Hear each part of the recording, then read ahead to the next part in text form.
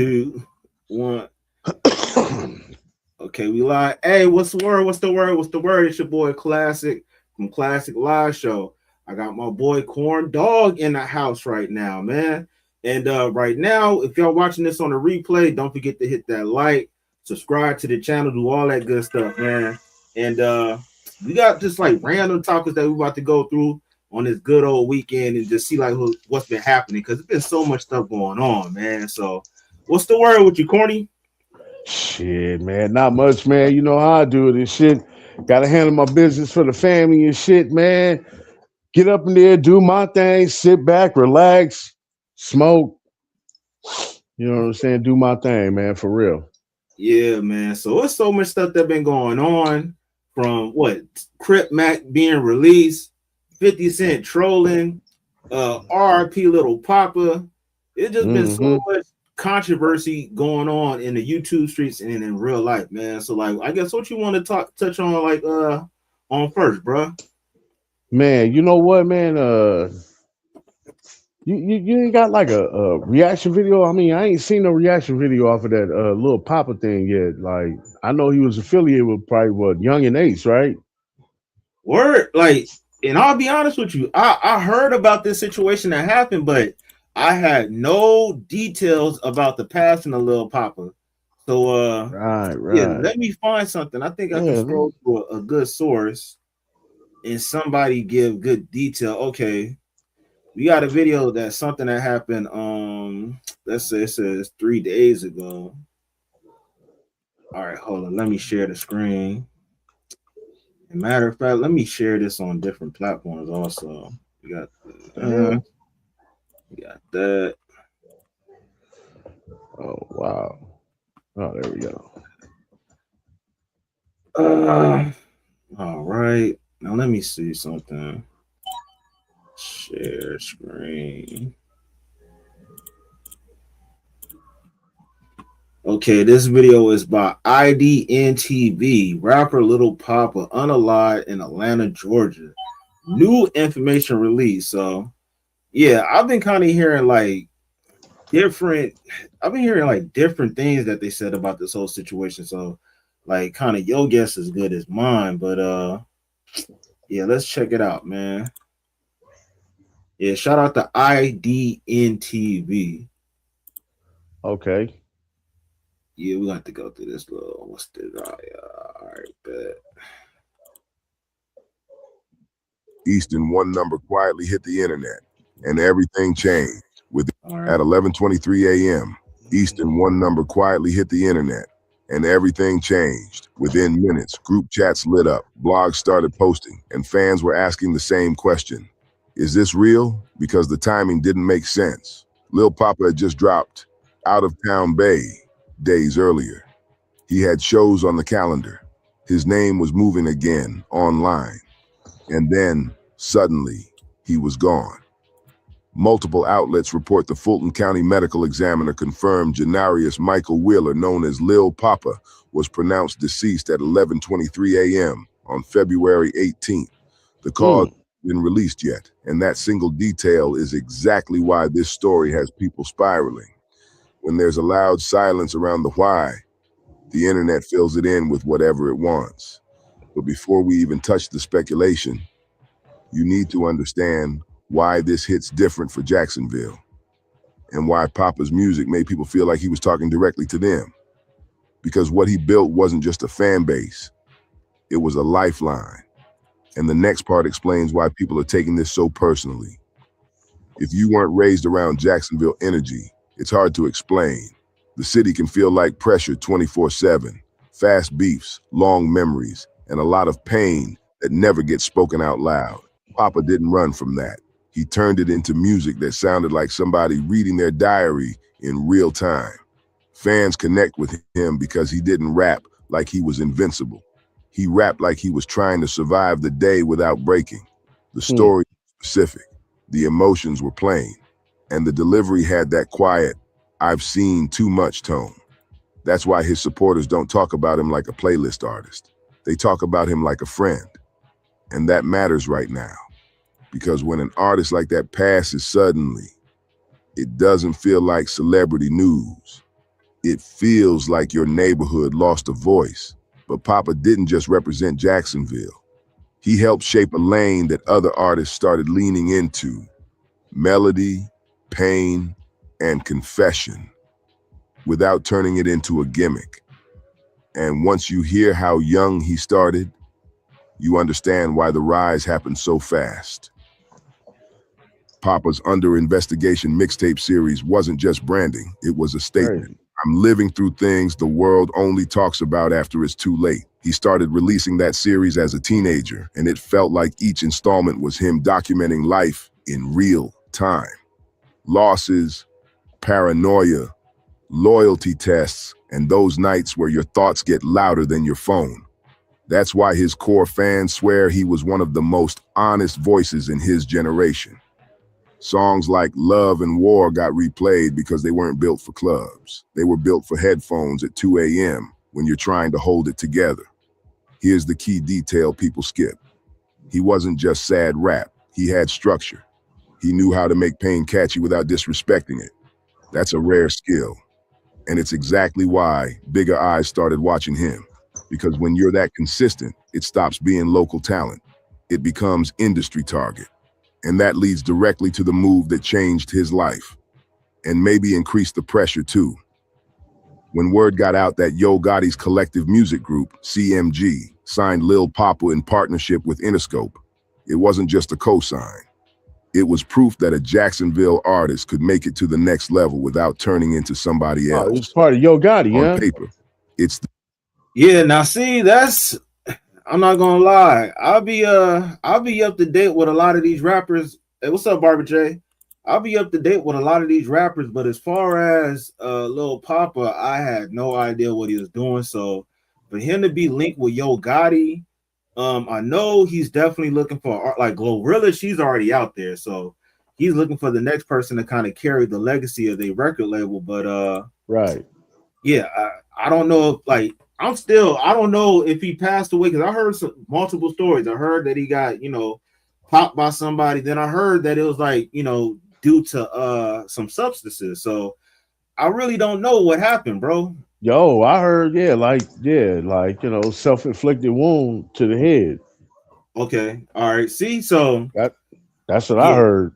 yeah, we gonna have to definitely check more of this out. And yo, like I was mentioned earlier, when we was talking. Um, what camp is he part of Yo Gotti, or like is Yeah, well, how you that just work said right there? so that's your Gotti No, right wait, there. wait. What was that I was hearing? I heard something about Young and Ace or something like that. You know what I'm saying? You out of Florida, right? Yeah, that's where Young and Ace is out of. I'm talking about Lil Poppa. I think so. So But they was clicked up. What, they was linked together or some shit like that? What? I don't know, bro. All this is all new to me, Mm, and for some reason they saying this happened in Atlanta. damn, So yeah, man. 'cause, yeah, unalived in Atlanta, Georgia. Like, well, Oh that is man, my condolences to the family and all that. You know what I'm saying? exactly. Prayers up. R.I.P. Yeah, man. All right, let's continue with this video. Like this is wild though, man. the dream. Bigger budget, bigger platforms, bigger rooms, and a real machine behind you. But the part fans don't always see is what changes when you level up. Expectations get louder. Private problems get harder to hide. Every new move turns into a headline. Every silence turns into a rumor. And every mistake feels like it costs double. Poppa's music didn't suddenly get fake after the deal. If anything, it got sharper. He sounded like somebody trying to keep his feet planted while the world is pulling him in 10 directions. And if you look at the timing of his projects after that, you can see him trying to find balance between pain and progress, between street reality and industry reality. But the next chapter is where it starts to feel eerie in hindsight. In August 2025, Poppa dropped Almost Normal Again. Even before all this happened, that title made people pause, because it sounds like a man who went through something heavy and was trying to convince himself he could finally breathe. The album pushed him forward, new collaborations, bigger touring moments, and more eyes on his name. Reports also noted he'd been on the road, including tour activity connected to Rod Wave. That matters because touring is a blessing, but it's also isolating.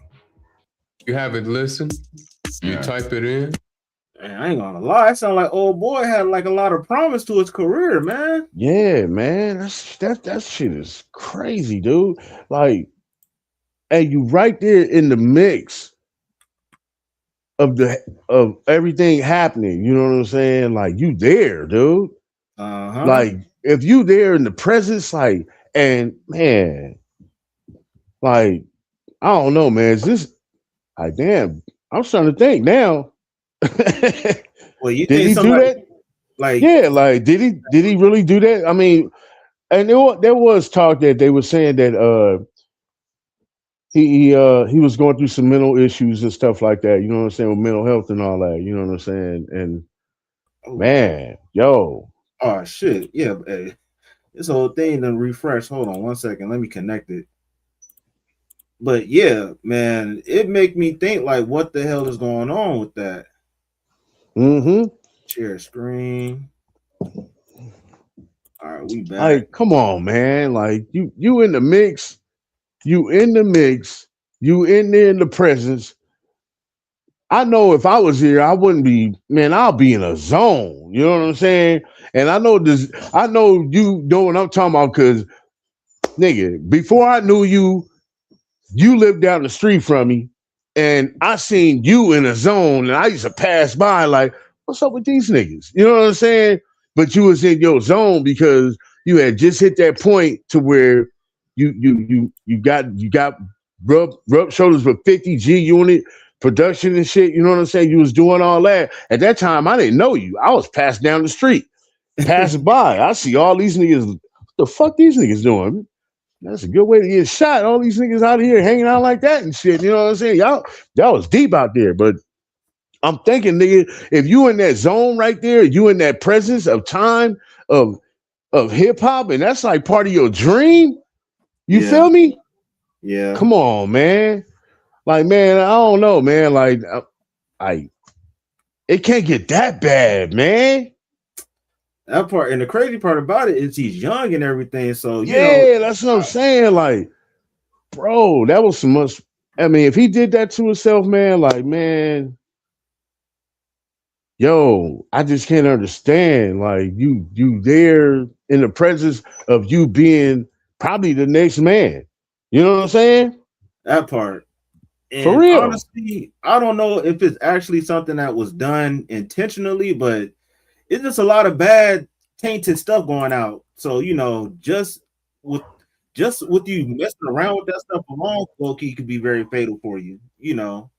So like, this is like the worst time to be, like, you know, in the 2006 era, like a lot of people was, you know, on pills and all that stuff, and I was cut with whatever it is. But nowadays, like, that fentanyl has been taking a lot of people out. Right. Ain't nothing to play with right there. Ain't nothing to play with. Not at all. Hey, bro, if you're not busy, you can pull up on the live too, bro. But yeah, man, shit. Let's keep a picture on this video, man. It's sad, man. Yeah. I think we got it. Okay, we got this one. It'll take you. Different city every night. Different energy. Same thoughts traveling with you. Fans started saying the music felt more reflective, like he was looking at his life from the outside. Not in a fake I'm deep way. More like he was trying to make sense of why certain pain never leaves, even when things improve. And that's why the timing of his final release feels so sharp. Out of Town Bay, dropped February 13th. Just days later, the news broke. But what happened between that drop and that 11/23 timestamp is where the story gets complicated. One reason this story spread so fast is because Poppa's online presence was already huge. His verified Instagram shows nearly 1 million followers, yet barely any posts. That kind of page creates mystery by itself. Right. People project meaning onto every caption, every bio line, every silence. And the bio doesn't read like a normal industry page either. It reads like a final thought, almost poetic, almost cold.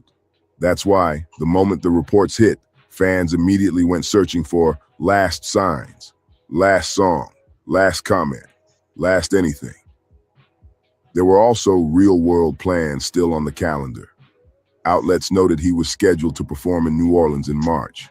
That detail makes the passing feel even more sudden, like the future was still being built, right up until it wasn't. Then, the streaming effect kicked in. When somebody passes, people don't just mourn. They replay. Lyrics hit harder. Old songs feel like messages. And Poppa's catalog became the conversation again. But in the middle, go check him out. Yeah, you said what now, bro? I'm gonna have to go check him out, man. Look, man. This is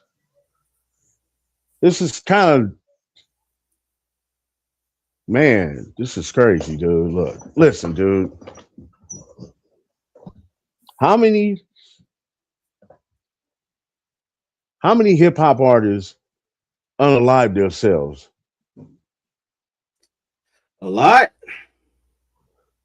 A lot? I would say, like, as far as between substances, messing around with different artillery. No, I ain't talking about accidental. I'm talking about Yeah. intentionally doing it. You know what I'm saying? It's been enough. I wouldn't say like that's the way, but I know, but who can you name?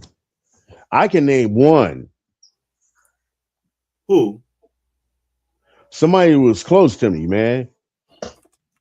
Lil Loaded. You know about Lil Loaded?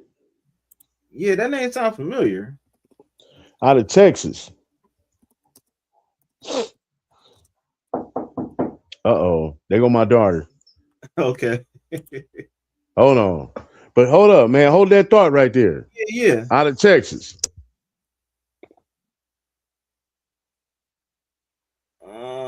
Who is Freddie? Now they got a list of different people that actually unalive themselves. And I ain't gonna lie. Matter of fact, I do remember Lil Loaded now. Yeah. Yo. Capital Steez, what's up? Yo, daddy duties don't stop, man.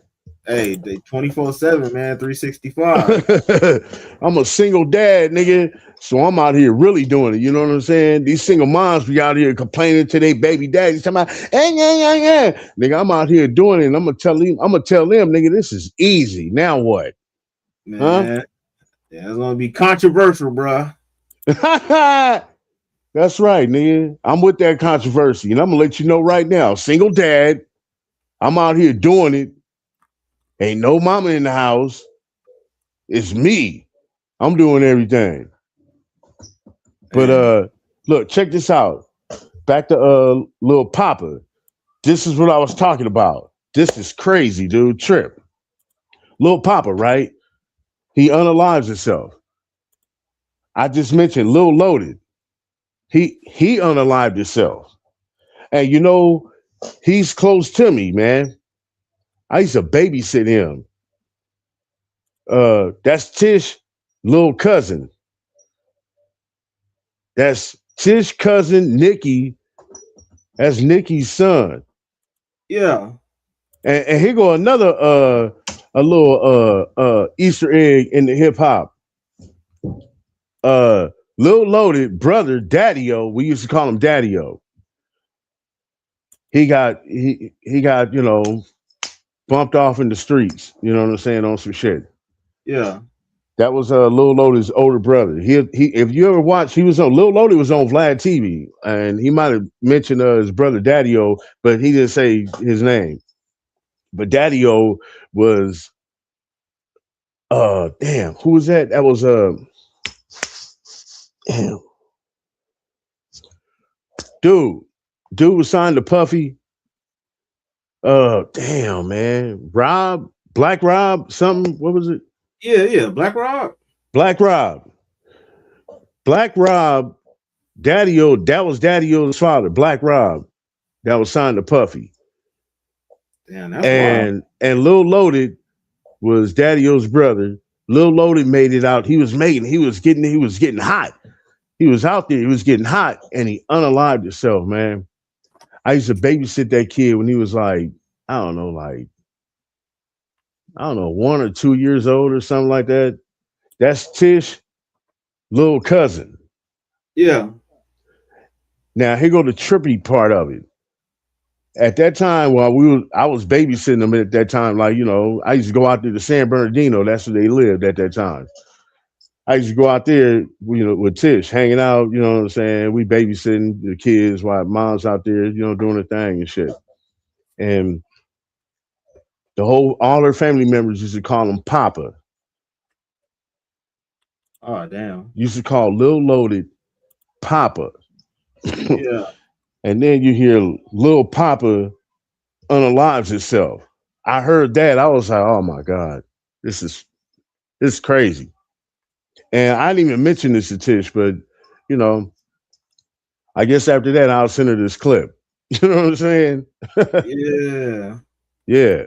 It's crazy, dude. It's weird. It's like this weird conspiracy type shit right there on that. Man, but I vaguely remember Lil Loaded too when all that stuff happened. Yeah, Lil Loaded. Yeah, he was hot at the time. At the time he was out, dude, he was hot. He made it to Vlad. You know what I'm saying? He was hot. Yeah. And I was about to say, this is a list of people that did something that was self-inflicted to themselves. And right. You got Capital Steez. I remember him. He was kind of more on the underground side. Capital Steez. Yeah, passed away at 19. Somebody named Freddie E. Now, they said he was a popular YouTuber that was a rapper and stuff, but he passed away at 22. Lil Loaded, he passed away at 20. Ricky Rick, South African rapper, did that to himself at 34. And then Lumo, he was 21. And I guess he was in the UK, but because they said something about later documented in a BBC documentary. So I know that's overseas and everything, but as far as how many rappers doing that to themselves is kind of rare. It's few. Yeah, it's very few. And okay, out of that list you just named, how many of them was American? I would say so. It was 3 out of 5, possibly 2 to 3. Were they okay? I mean, were they popular? Like about Capital Steez, he kind of had some stuff going on, but because that sounded familiar right there. Yeah, he was more on the underground tip though, and he passed away like December 23rd, 2012. So these other people like Capital Steez and Lil Loader are two people that I know of, but the other people, one says that there was a popular YouTuber and the other guy was South African, and then you got this other guy in the UK. So, technically it don't be that many rappers that actually do it to themselves directly. Now, if you want to say indirectly by inserting themselves in the beef or, accidentally messing with something or, that can happen also, but that is that's accidental. You know what I'm saying? But I'm saying purposely doing it, intentionally doing it, that's rare. And that hit me because it hit me because I'm thinking of Lil Loaded, and I don't know him as Lil Loaded. I know him as Papa. Yeah, you know what I'm saying. And then when I hear Lil Poppa, and this is just a couple of days ago, and I hear this, and I'm like, man, it's like reliving it, hearing it again. You know what I'm saying? Yeah. And I didn't even tell Tish, I just got through talking about her, and I knew of the subject, but I never mentioned it to her. Yeah, but that's crazy though, man. It's crazy. Yeah, that's wild. But rest in peace to that young man and his family. Condolences and prayers up for him. You know what I mean? Yes, sir. All that grief, something else happened. The rumor machine started moving faster than the facts. And what people began claiming next is exactly why we have to slow down for a second. Let's separate the solid facts from the noise. Multiple reports say the Fulton County medical examiner confirmed he was pronounced deceased at 11:23 a.m. in Georgia. Those same reports say the cause of death has not been released yet. That's the official lane. Period. Everything beyond that, every I heard, every screenshot, every anonymous insider has to be treated as unverified until investigators speak. Some online posts have suggested different possibilities, including claims about self-harm. Right now, those are not confirmed by any official report, and repeating them like facts helps nobody. Here's the mid-video turn people don't expect. The mystery isn't just what happened. The bigger question is how quickly public narratives get written before a family even gets to breathe. That's the ugly side of the internet. It can turn real grief into content in minutes. So if you're watching this and you actually respect the artist, the move is simple. Stay on the facts, honor the music, and leave space for the truth to come out. Now, with that said, there's still a timeline we can build using only what's been publicly reported. And when you line it up, the timing feels almost impossible because the next chapter is the final 72 hours. And the details are chilling even without speculation. Think about the pace. February 13th, a new single hits. Within days, tributes are already flooding social media, and people are replaying old lyrics like they're coded messages. That's not normal timing. That's a fast cut. Yo, what up? Yo, my daughter, man. she a handful. What happened? Yo, hey, hold up. Give me a second. Skylar! Skylar! Oh, there you go. Bring it over here. Here. Say hi to the people. Say hi. Stick your head in there. Come in here. Come in here. Say hi. Hi. Say hi, people. Hi, people. Say share, like, and subscribe. Share, like, and subscribe, everyone. All Yeah, right. hit that Thank you, baby. Close my door. Thank you. Do I have to lock the door? Yeah. Yo, she just brought me a nice plate my brother just cooked. Who's in there throwing down? Yeah, he up in here. We got the fried chicken, macaroni, green beans. Yeah. All right, let's do it. Juice is hooking it up, man. Yeah. Yeah, Barbara J said, hi, love. Okay. Mm-hmm. Cut in the middle of momentum. Reports indicate he was in the Fulton County area when he passed. That's Atlanta territory, industry territory, where artists move around for shows, meetings, videos, and business. And that's what makes the silence so loud. We don't have the official what happened yet, but we do know he was in a place where a lot of things can happen quickly and privately. Fans are also circling his last public moments, not because they're being nosy, because they're trying to understand. When someone's music is built on vulnerability, supporters feel like they're supposed to catch the signs. And when they can't, they blame themselves or they blame the world. But here's the truth. Sometimes there are no signs that make sense from the outside. Still, there are a few clues in his career that show what kind of pressure he carried, long before Atlanta entered the story. And that pressure shows up in one place more than anywhere: the lyrics people are reposting right now. After a loss like this, fans go back to the music like it's a diary with missing pages. The lines about exhaustion, paranoia, trust issues, and feeling numb get quoted everywhere. And suddenly songs that were once comfort become questions. This is where Poppa was different. He didn't hide the ugly feelings behind jokes. He didn't always wrap it up with a neat lesson. Sometimes he just said it straight and left you sitting with it. That honesty is why people call him a pain rap pioneer in his lane. He helped normalize a type of rap where emotional truth mattered as much as toughness. But there's another layer. Once an artist gets bigger, the world listens differently. Lyrics stop being art and start being clues. Yo, your mail's here. Wait, why does it say settlement enclosed? Oh my god. Yeah, man. After seeing this, unfortunately, it's just like a lot of other situations. Like, damn, now I gotta go check their music out. Mm-hmm. Life like a puzzle. And that's dangerous because it can rewrite a person into whatever narrative gets the most clicks. So here's the question we should be asking instead. What did Poppa's work do for people while he was here? Who did it help?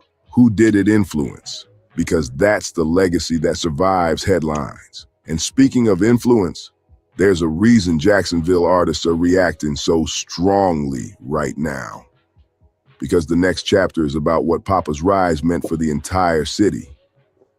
Jacksonville has produced stars, but it's also a city where success can come with extra weight. When one of your own makes it, the whole city feels like it's riding with you. And when that person is known for emotional honesty, the community doesn't just lose an artist, it loses a mirror. For CMG, this is also a major moment. Poppa was part of a roster that's built on street truth meeting mainstream reach. So they said he's from Jacksonville.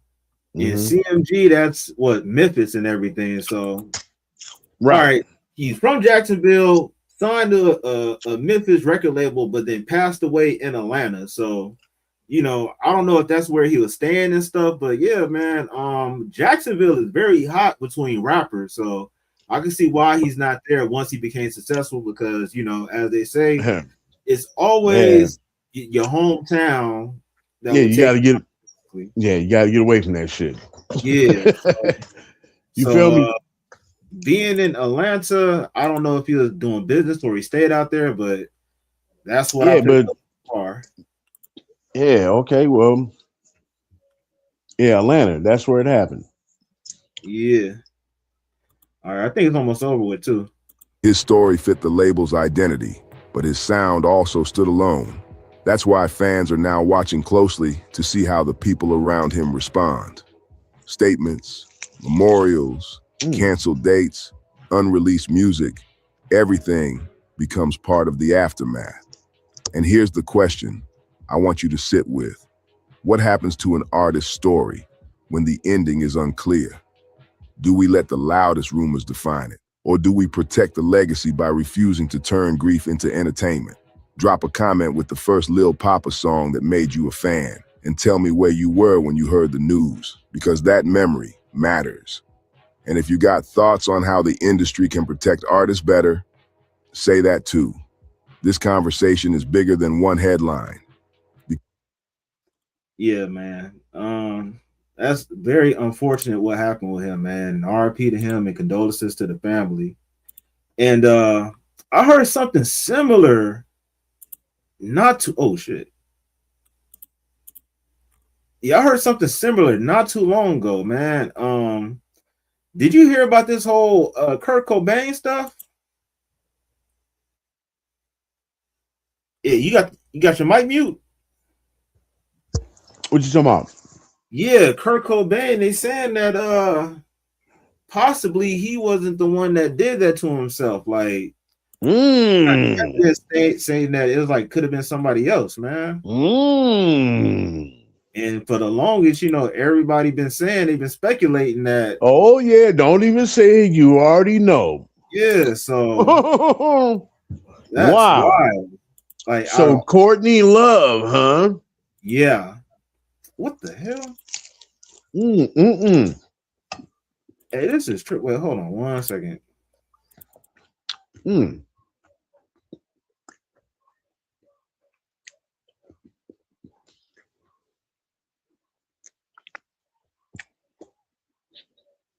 Yeah, man. Courtney Love.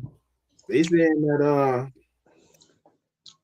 it's looking like she might have had some type of involvement, allegedly, you know. That's kind of wild, man.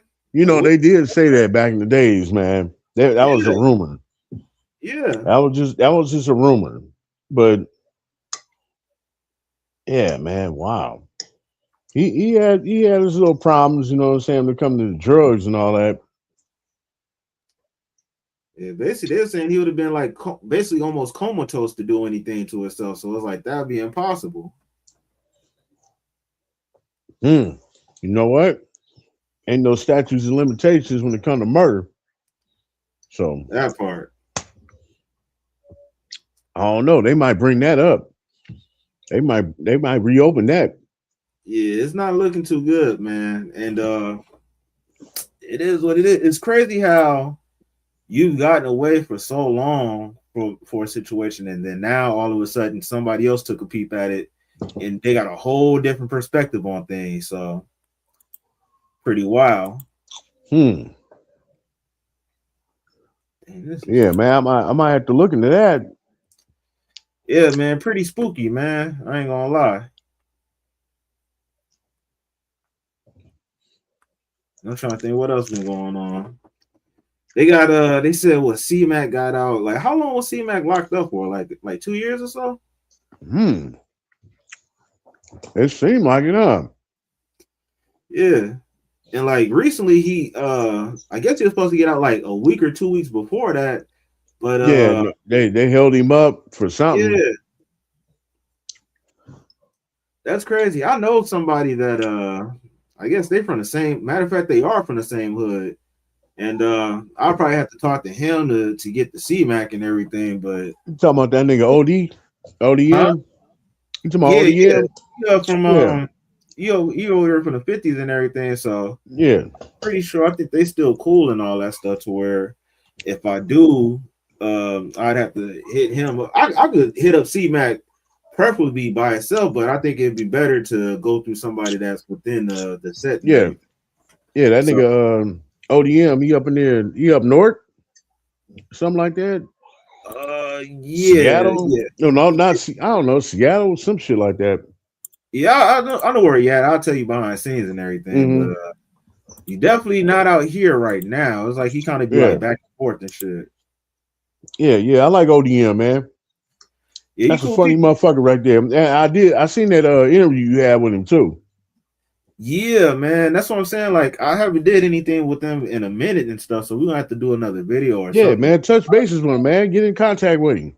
Yeah, I was talking to him the other day and everything, but we definitely need to work on some content. And I know some other people and stuff, but just overall, recently, I just really been out and about, like doing all this music shit. Like the other day, yeah. I caught that your last little short stream you did.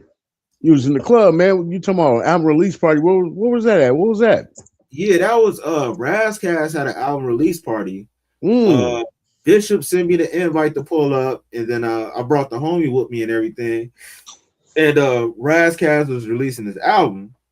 Now, I don't think I had anything put on his album this time, but definitely might be on the next CD that he got that he's working on. But it's just I've been doing a lot of my music stuff, like going to different studios. Like that day, I had 2 studio sessions, then had a little time to chill, and then I had to go to the album release party later on that night. So what you doing? You shopping?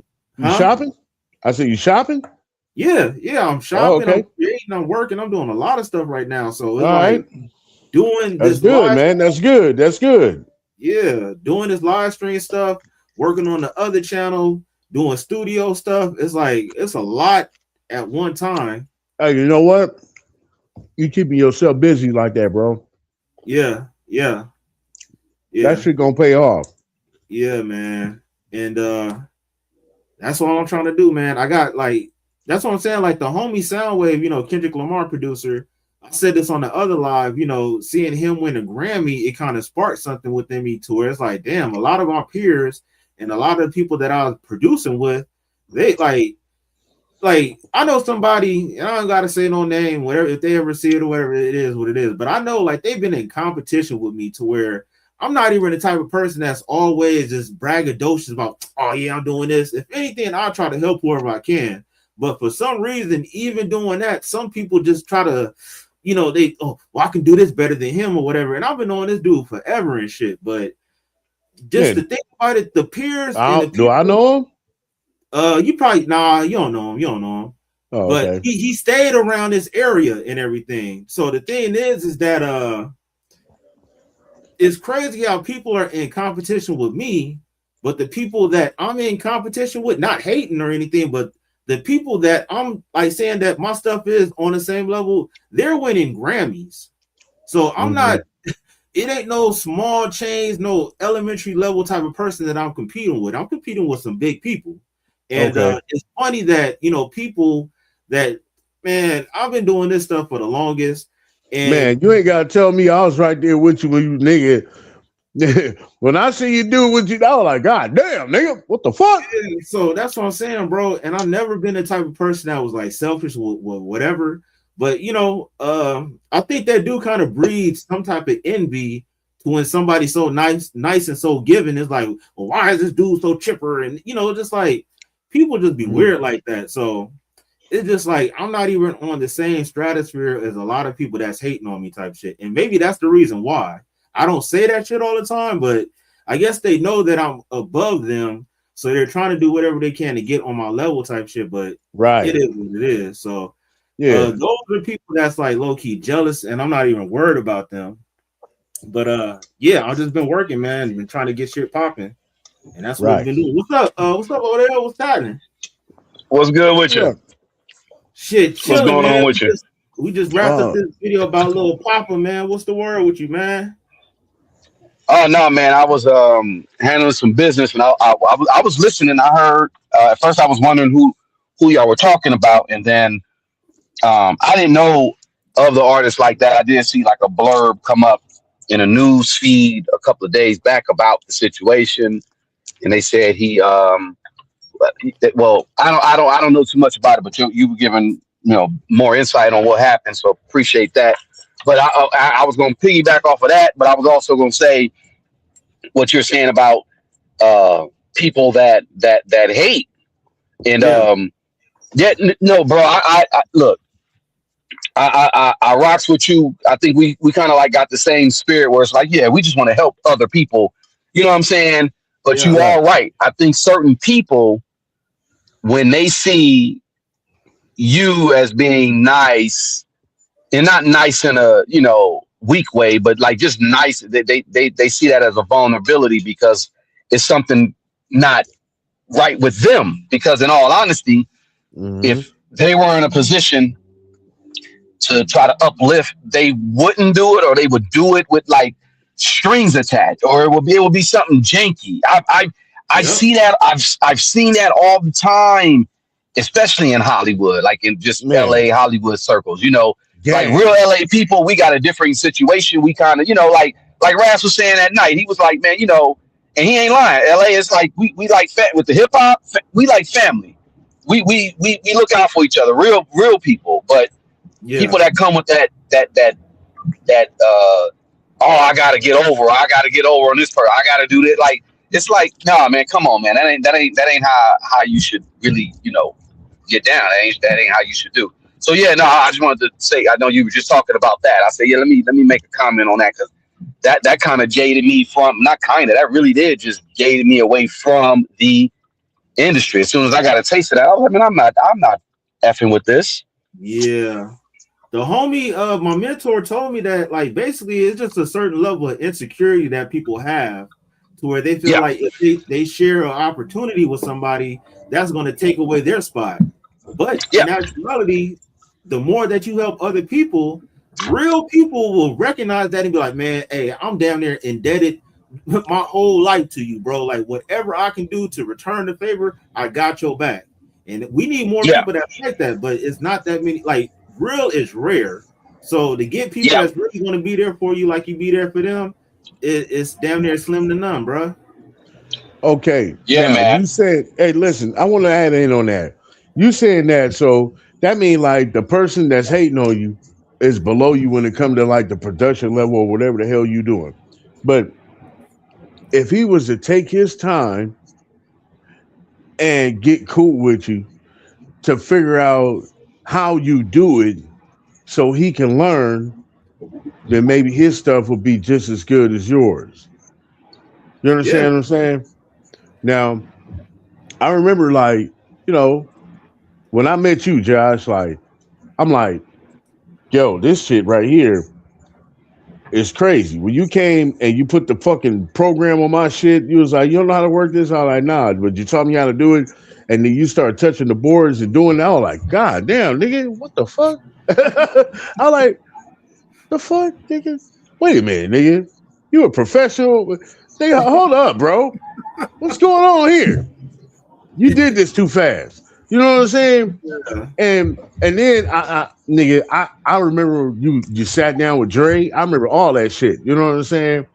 When you sat down with Dre, I remember you made the beats for Dre on my computer. I remember that shit.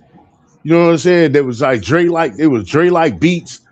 You know what I'm saying? Like the Yeah, I know what you're talking about. versatility that you have was just fucking crazy as shit. You know what I'm saying? And for someone to be jealous of you, me, I'm not jealous at all, nigga. I'm like, nigga, I want to know and I want to learn everything I can. Show me. You know what I'm saying? Yeah. Why the fuck is that man hating when I'm over here like, yo, show me. Let me do this. Let me learn. Let me know this. But this motherfucker is hating his ass off. What is that about? Is that's that individual soul of him as an essence?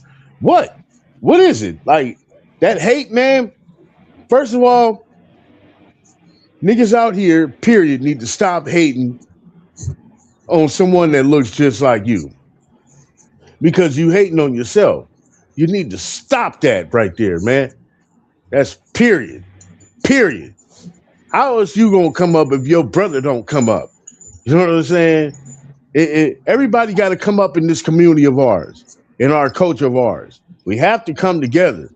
We can't hate on one another because if you keep poking out eyes and shit, everybody gonna be blind. Remember that shit. You know what I'm saying? Yeah. Like, man, it's just crazy, dude. Like, I mean, I guess it's the ignorance to the fact or not enough education. I don't know, but really it comes to common sense. That's how I see it. I don't care about education and none of that. Nigga, common sense will tell you, hey, man, this ain't the right thing to do. Yeah. You know what I mean? Period. If you hating or not. If you hating, nigga, you know you if you hating, then you realize you hating and you hating on purpose then. You understand what I'm saying? That's real shit. Real shit. If you hating it, you realize you hating, then you hating on purpose. Nigga, you ain't should be hating at all, nigga. Congratulate that man. Especially if he look like you. Real shit.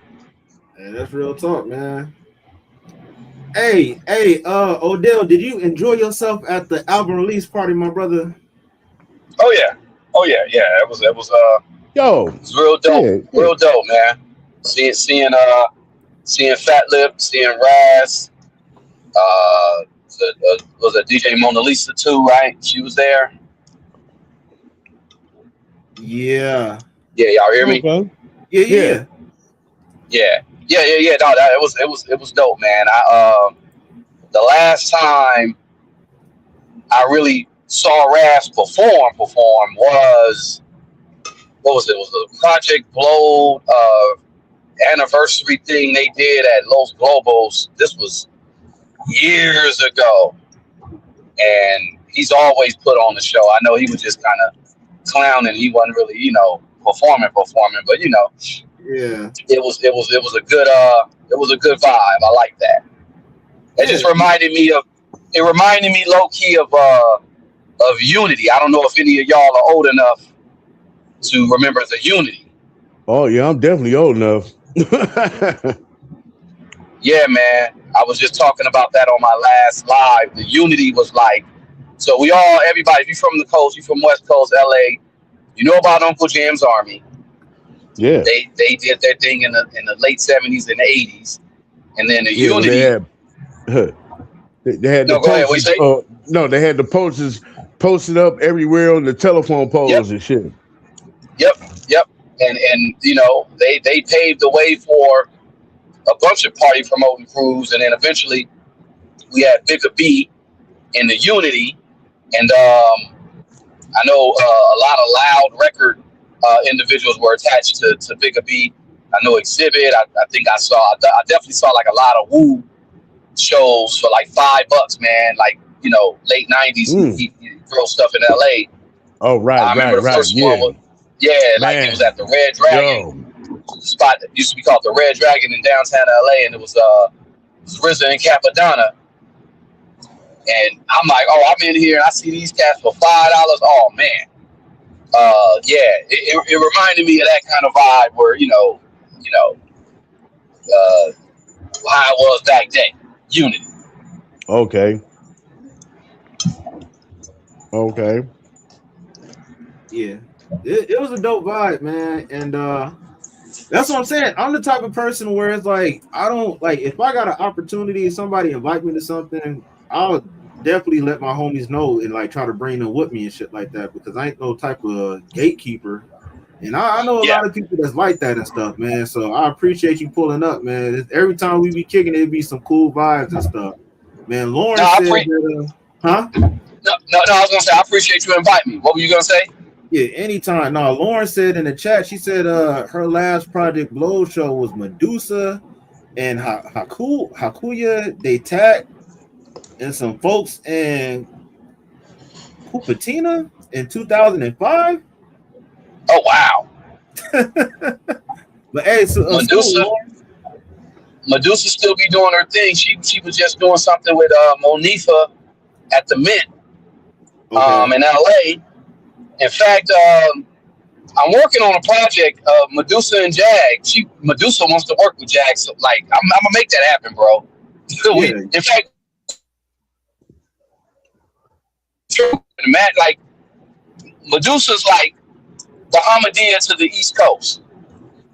Medusa's like that queen mother gangster sister. She rap sing, but she a West Coast. But she West Coast. Yeah. You say the Amadeus to the East Coast, but she from the West Coast. She Bahamadia from she's like Bahamadia is to the East Coast, but she West Coast all day. Yeah, okay. Bahamadia. Okay. Yeah. Okay. Oh, okay. I got you. Yeah, man. Hey, Odell, I'll be over there tomorrow. My bad. I think we're supposed to link up today, but I'll be over there tomorrow for sure. And I know I asked you before. I'm gonna need you to do that favor for me, homie. What are you talking about? With Silky. Oh yeah. Let me. In fact, what I'll do is when we link, I think I still got her number. I'll call her, but I definitely will just text her or whatever. Silky and I go way back though, man. Her little goddaughter, may she rest in peace, passed away years ago, and the little girl just happened to be my little daughter's best friend. Wow. Yeah, so like, I told you I had that interaction with her years back when she was freestyling with Natural Red on my document.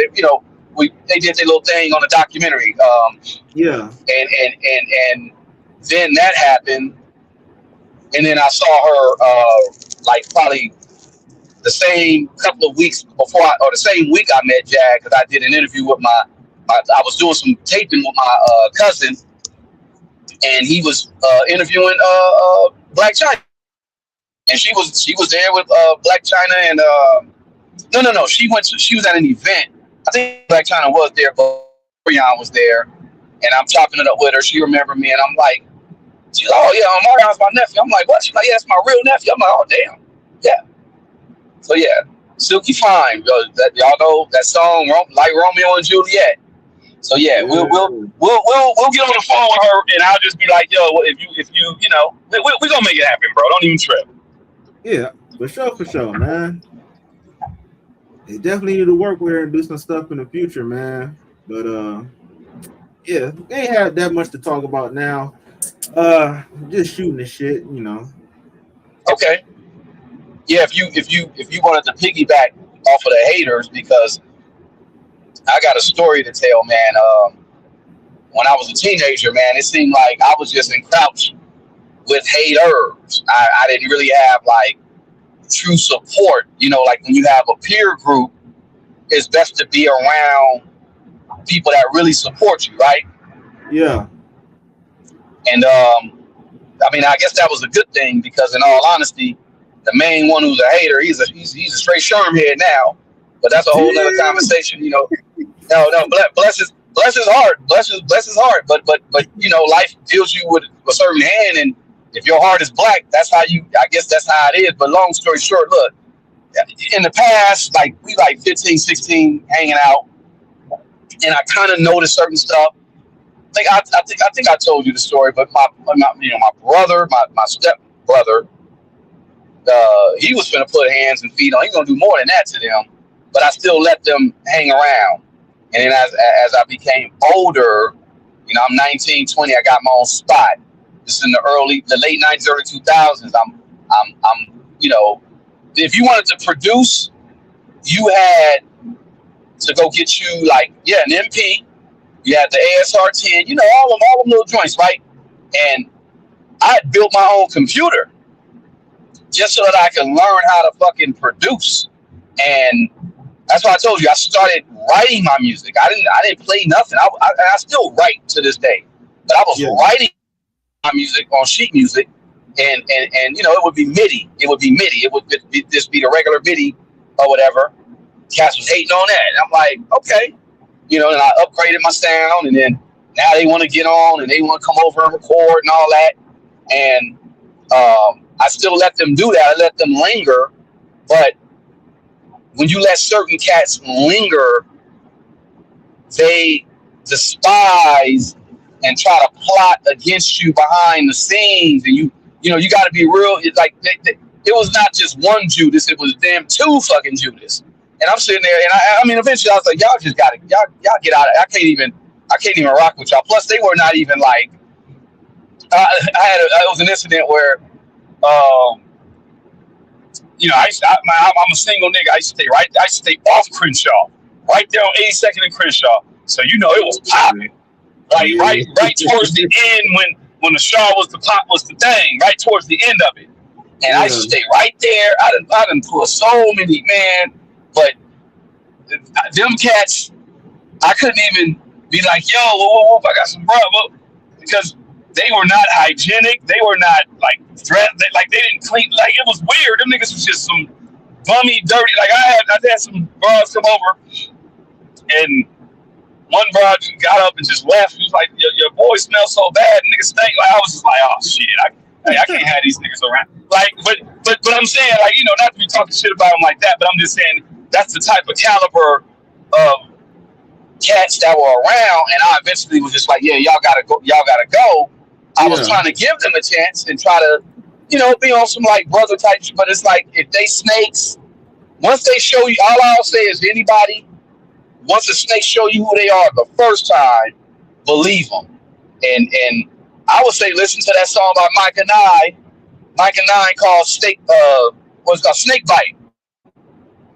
Great analogy. Now on the flip side, I had some homies. Because I graduated from Compton High, one of my boys, he was one of the nicest dudes up there at Compton. He was from Dole Metamorphosis, little rap crew that was out of Gardena. And he was hanging with some cats from Inglewood. My boy One Man, shout out to One Man, he's Wu-Tang Yellow Jackets. And before he was Yellow Jackets, he was producing on a 4-track. And I got over there and I'm like, yo, bro, let me teach you how to digitize. And we've been building ever since. He ain't a hater bone in his body. He'd give me free beats. He was giving, like, he didn't have to do that. He was, oh man, you're here, you know, like, not a hater bone in his body. So on the flip side, I had someone like him, and then, you know, the homie Stone, and rest in peace, the homie Drew Infinite.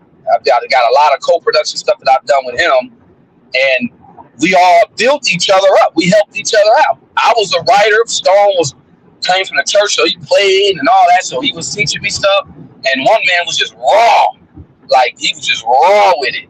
So yeah, on the flip side, I had two haters that I had to be like, all right, peace, sayonara. But on the other end, I had some real true friends that eventually, you know, they motivated me and kept me going, you know. So yeah, you just gotta recognize the real.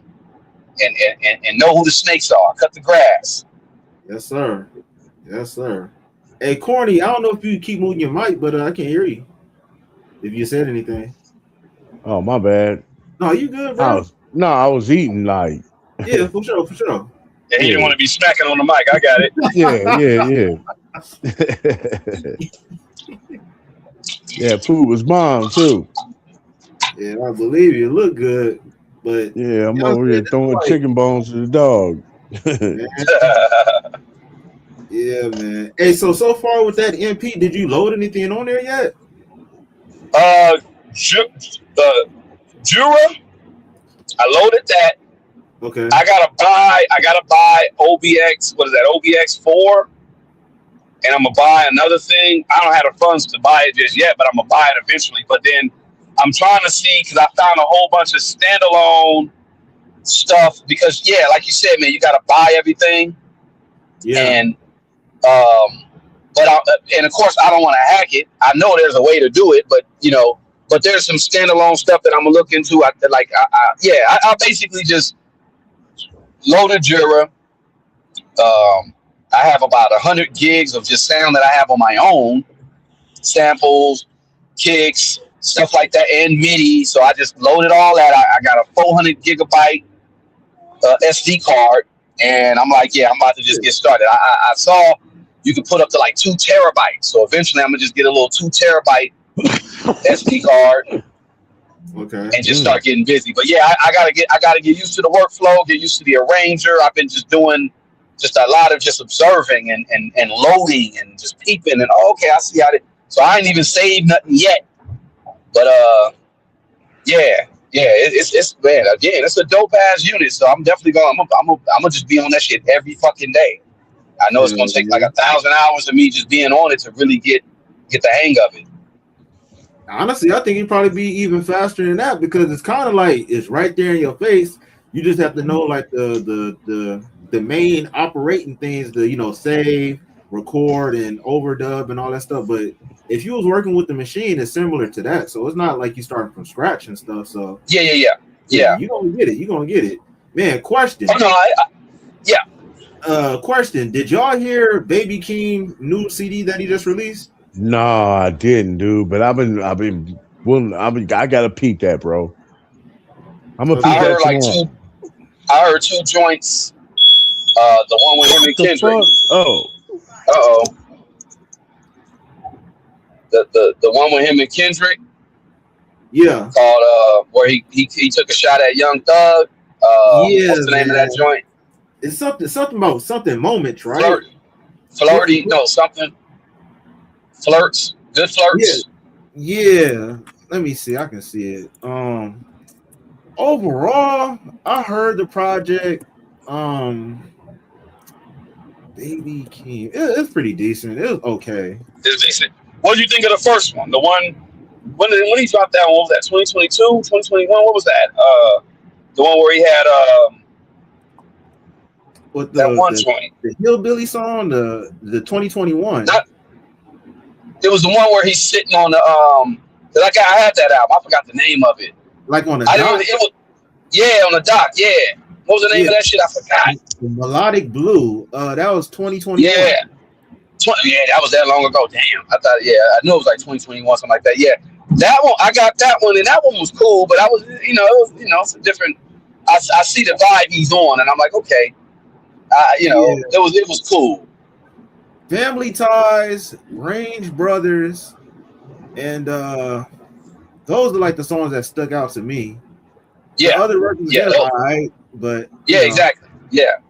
I'm trying to figure out, like, damn, is Kendrick still in Keem style or is Keem still in Kendrick style? Because you hear, a lot of his cadence, like they sharing the same flow. So my thing is like, who's biting who? Because I was hearing they were saying like Baby Keem was potentially ghostwriting for Kendrick at one point. Wait, so how old is Baby Keem? Because I thought Baby Keem was like way younger than Kendrick. I think he is way younger. It says that he's 25. Okay. Well, if he was ghostwriting, I mean, I wouldn't put it past because in all honesty, it's like, look, secret. Rampage wrote all the Busta Rhymes shit. Majority. Rampage was raw as hell though too, so I wouldn't be surprised. You say what? I said Rampage was raw as hell. So I wouldn't be Oh, surprised Ramp if he did. was and still is dope as fuck. Yeah. But when I well, you know, of course, so you know, Jaguar is being managed by him. I met him. He's cool, and you know, we start talking, and it's coming together. And I'm like, oh, it's like, yeah, you know, basically, Ramp was the one out there really writing, and Busta was just, you know, he was the performer, and you know, Yeah. yeah. So when you got and then they're family. So they became Kendrick. They supposed to be, I think, blood. They're family. So it would make sense. I would say it became more like, I wouldn't say biting, but more, you know, more influenced by Kendrick's original, you know, and you can kind of tell. That makes sense. That makes sense for sure. Because it's like, did you like one of the records that I liked on the new project is the Circus Freestyle, and it was another record, but it's like I was listening to your Circus. Yeah. Baby. No, good thing. Yeah, it's called let me see. Track list.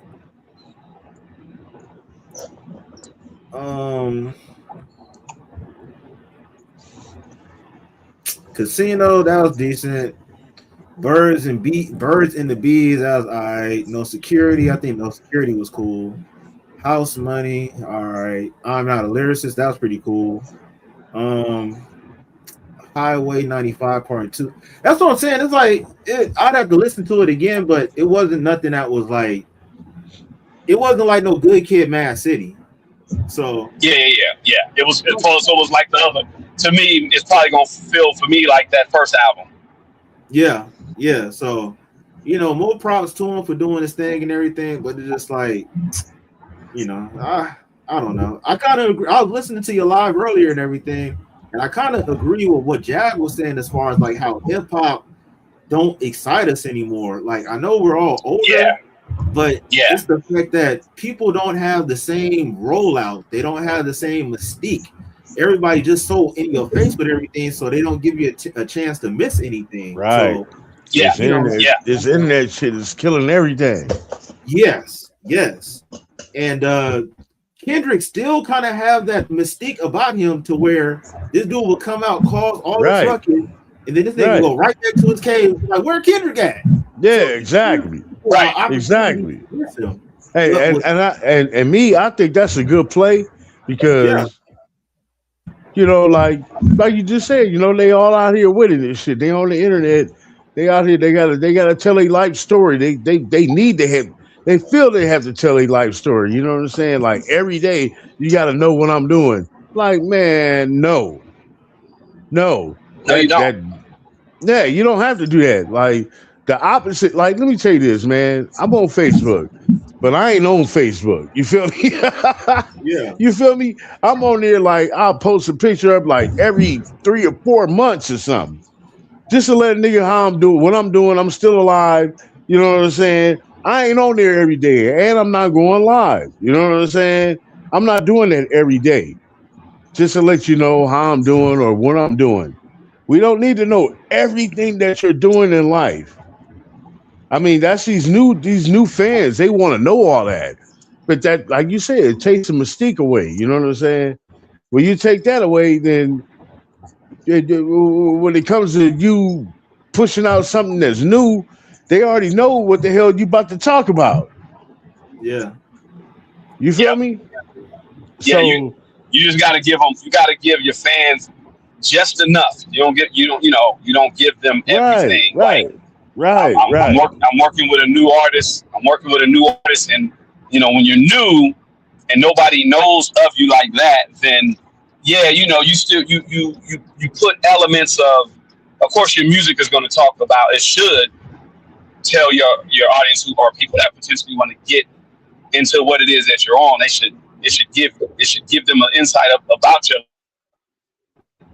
when you first come out, you just give them a little bit. Of You just, course, maybe the where you updates, from, a little bit about, the background, but that's it. You ain't gotta, I be eating this, I met with this person. Like, you just keep a lot of stuff to yourself.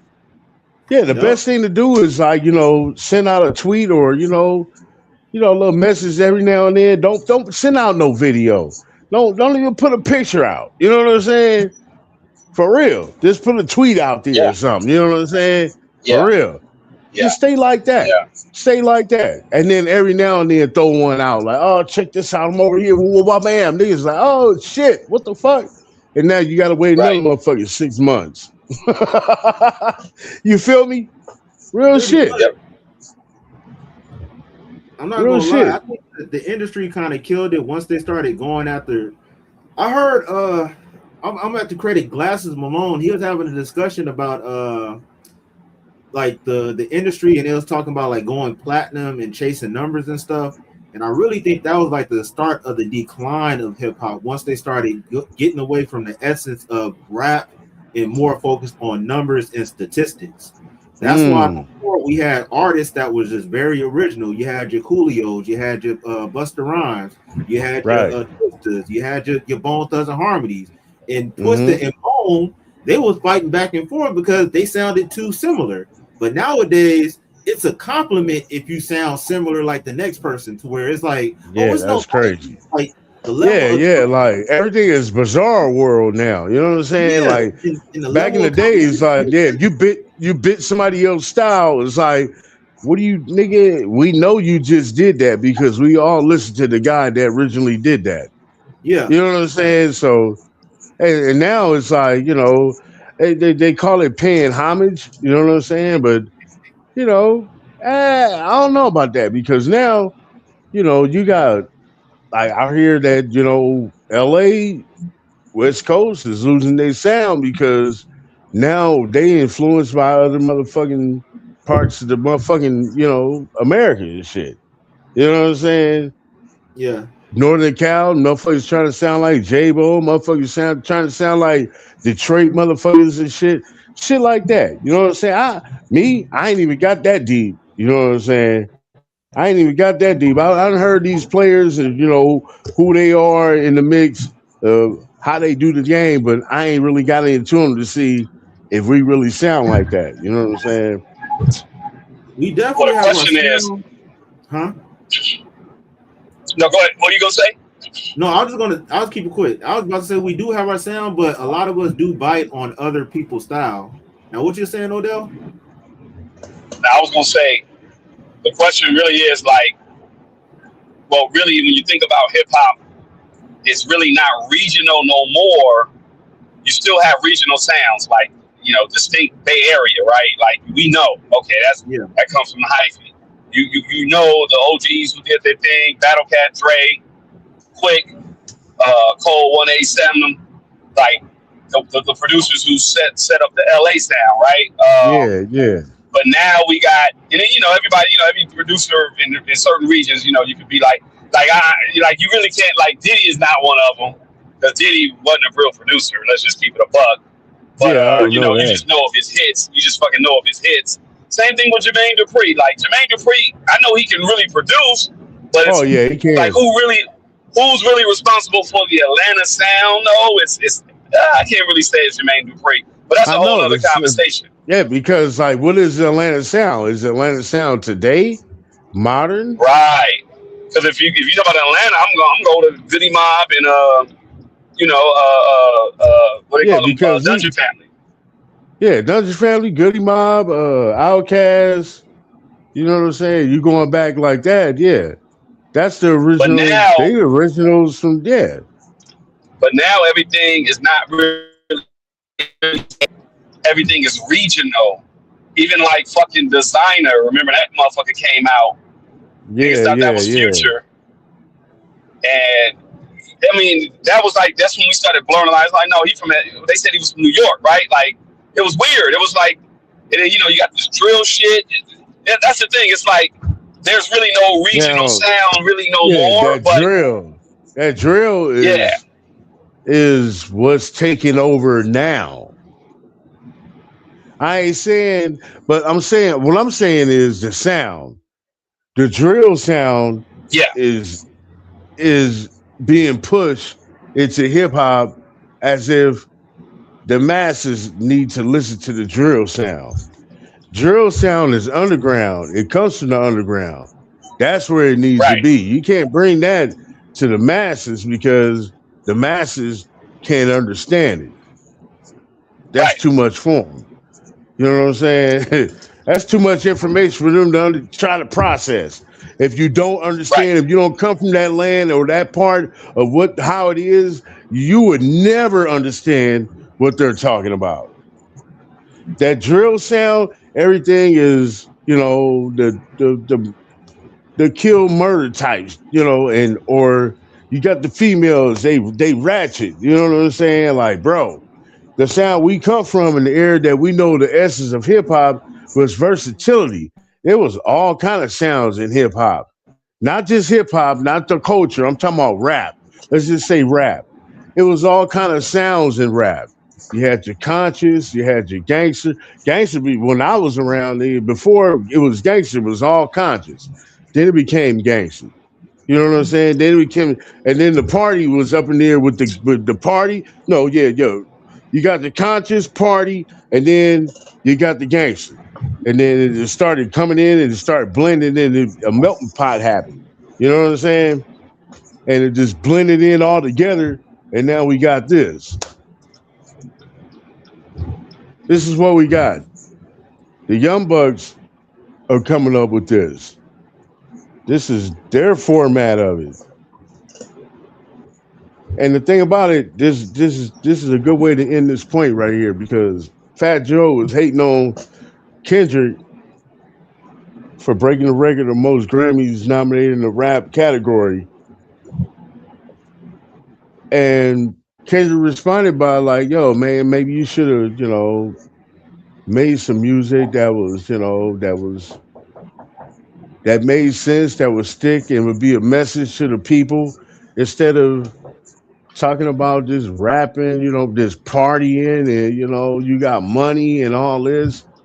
Make something you should have made something that's useful that would stick in time. Yeah, You know what I'm saying? Like, and that's real. Like I knew that from the beginning when it came with Kendrick, like his first album, like, I was up on him before, he was Kendrick Lamar. You feel me? And when he became Kendrick Lamar, and I'm like, I see this change, and I'm like, oh yeah. And then this right here is like, this is what I'm gonna listen to. And I've listened to every last album every time he came out with something because I was looking forward to what he had to say. You see what I'm saying? I was looking forward to what he had to say. Some of these rappers that's out there now, they said the same thing they said on their next album, they said in their last album. And it ain't nothing new. I'm gonna end it on that. What, Skyler? That's real talk, man. Uh, yeah. Fat Joe just mad because the only thing he breaking, the only record he's breaking is his fat ass breaking the most chairs at a Waffle House, sitting on them motherfuckers, fat motherfucker. Man, hey, you mentioned Jermaine Dupri earlier. Now, Yeah, I've heard like there's been this misconception of what Suge Knight said at the Source Awards. Hey, if you tired of everybody dancing in your videos, people were saying that he said that towards Puff Daddy. But when Puff Daddy and Suge Knight met, I forgot where they said they met at, and Puffy addressed him about that. He said that Suge Knight said he was talking about Jermaine Dupri. Now, I don't know if that was a deflection tactic or if he was being for real, because I was listening to Criss Cross, the Bomb album, and Young, Rich, and Dangerous earlier. I remember that. And listening to the album, matter of fact, on the Bomb record, it was a lot of scratches of Ice Cube, a lot of scratches of Snoop Dogg, and they were saying that low key, Jermaine Dupri was trying to steal the identity of the West Coast. Like if you listen to the Brat on there, I'm coming up, like it Oh wasn't just yeah. rapping, Oh, and it whoa, was very whoa. West Coast. The brat, Hey, the hey, brat you, wasn't nothing but hey. the brat wasn't nothing but a Snoop ripoff. They Oh, just they, thank they you. made the brat Thank you. like Snoop, Thank you. and Hey, Jermaine Dupri took the crisscross little he stylized them as like Tretch. So yeah, yep. yeah. He sure did. Hey, you know what? The thing about it is because I was living there in that time, and that's why I gravitated to the music. Yeah, And why when I gravitated because the Brat, during that time when the Brat was out, that was me. I had my first apartment. My first son was born. You know what I'm saying? It was a good time. You know what I'm saying? To me, it was like it felt like the dorm environment in college. You know yeah, what I'm saying? That type of feeling and shit. But during that time, you heard the Brad everywhere. And when I started eventually start listening to it over about 3 months, I'm like, yo, she sound like Snoop. You know what I'm saying? And then I started listening to Crisscross because they had a couple of cuts that would sound like some gangster shit, man. And I was like, yo. And then I remember that you said Trench. That was the darker one. He was sounding like Trench. But then it was a couple of cuts. I don't remember the name of the song, but Crisscross had a song that sounded like some gangster shit. And I'm like, that's Snoop. You know what I'm saying? I knew right away. As soon as I heard it, I was like, that's Snoop. I'm like, oh, JD Biden. I knew he was. I knew he was, but at that time, I guess that's when you know, it was hip hop was evolving into a point to where you was vibing off of one another. And then, Puffy figured that out when he came out with Biggie because he was like, yo, the West Coast got this sound and they going crazy and I need to get something that sound like that. You know what I'm saying? And the first thing he came out with was Juicy. yeah. They The were saying that on the Juicy beat. documentary. The They said that Juicy beat. Puffy was like really And that examining, gravitated to everybody. huh? That Juicy beat, the Juicy beat, uh, Biggie was on that first single, that gravitated to everybody, dude, for real, because he was on the East Coast, and when he dropped that, that sounded like us, and then we accepted it. You know what I'm saying? We accepted it because it sounded like that's what that's us. That's what it was. And Puffy knew what he was doing. He did a couple other beats that was like that. I ain't say he did all that, but there was a couple other beats that was West Coast sounding. The going back to Cali, of course. That was right there. It was like a real West Coast sound. At Yeah, that time when that first came out, that was a real true West Coast sound right there, dude. yeah. A lot of that stuff came out the Crisscross stuff came out like '93 and '96. So that was definitely around Yeah. the time that the West Coast was And popping. I'm gonna have to go back. I'm gonna have to go back to them, man. Yeah, Cause I listen to gotta it. find that song I'm talking. I gotta go back to that song I was talking about where I was like, yo, that was Snoop. That's Snoop. You know what I'm saying? Yeah, It was like, yeah, that's Snoop. That's true, man. That's true. But you know what, man? Hip hop now is like a melting pot, dude. So it can bounce here and there. You know what I'm saying? Like the recent thing that we had was out of Atlanta was the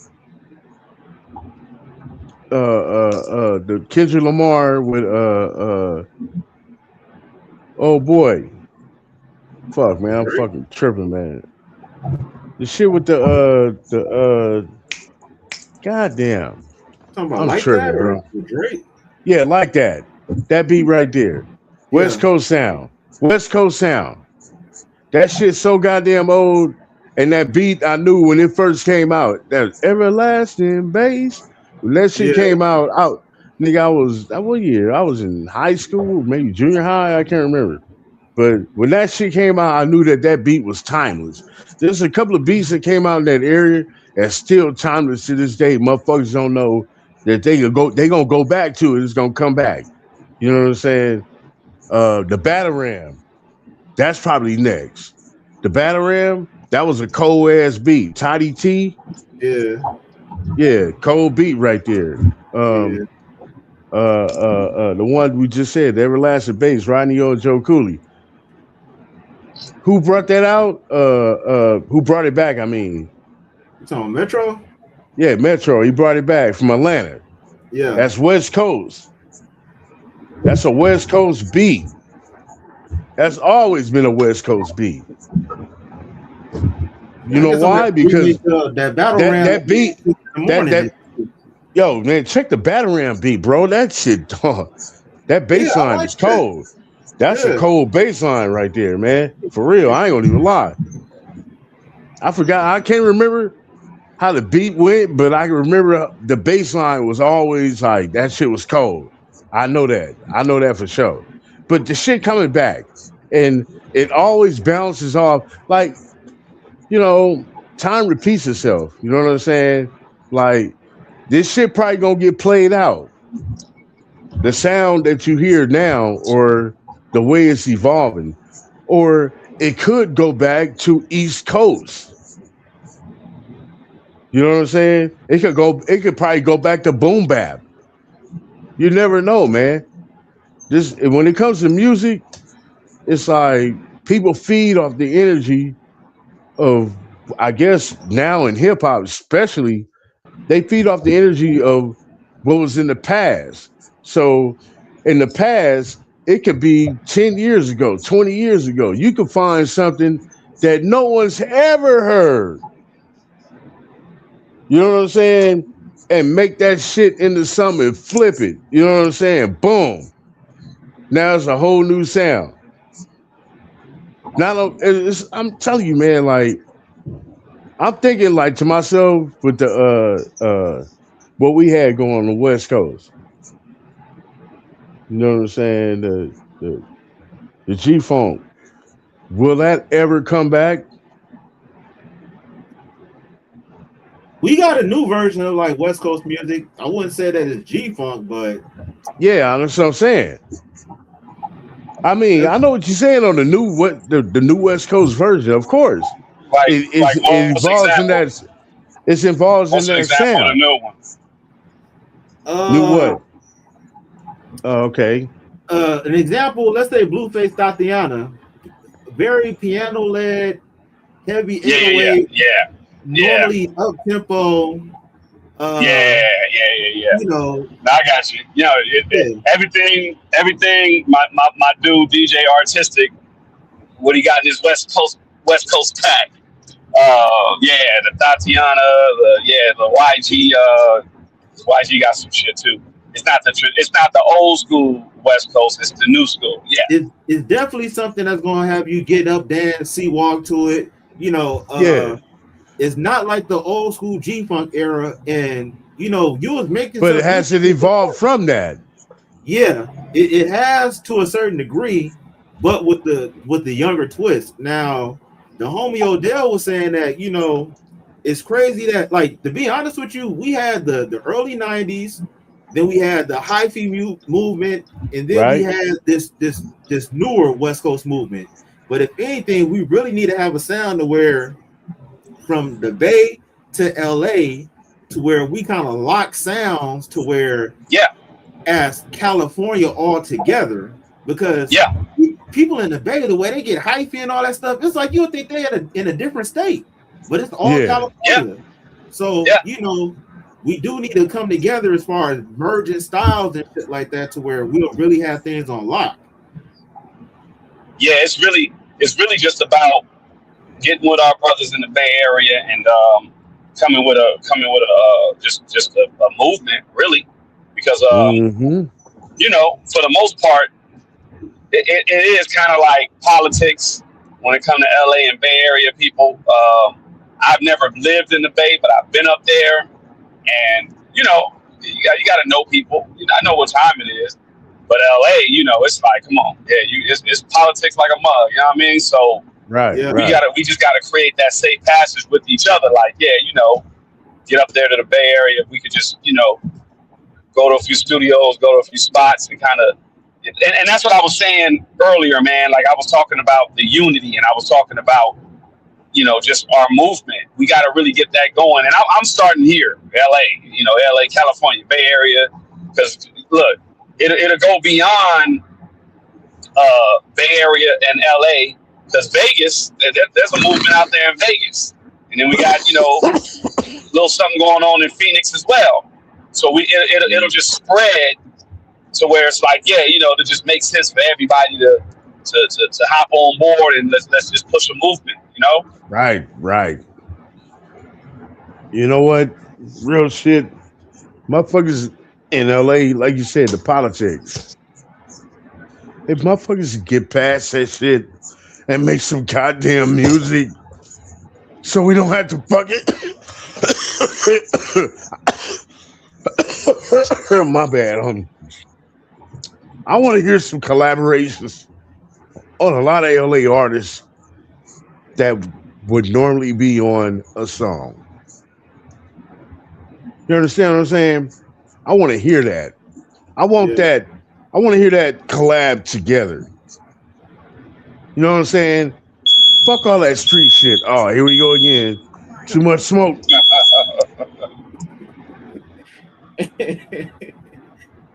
Hey man, I don't know. Up in smoke tour.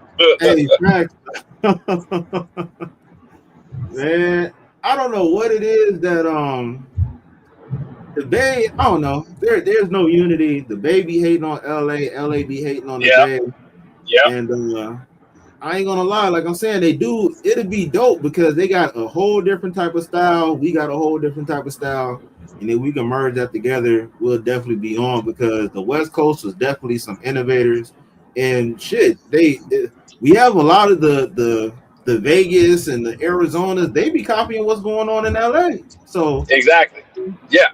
It is what that's what I was saying. We could figure like it'll probably take people like you and I to figure it out because too many people when you deal with industry sometimes it's like I said, it's the politics and stuff like that. But if let's just say me and you and we linked up with like two other Bay Area cats and we just said, all right, this is what we're gonna do.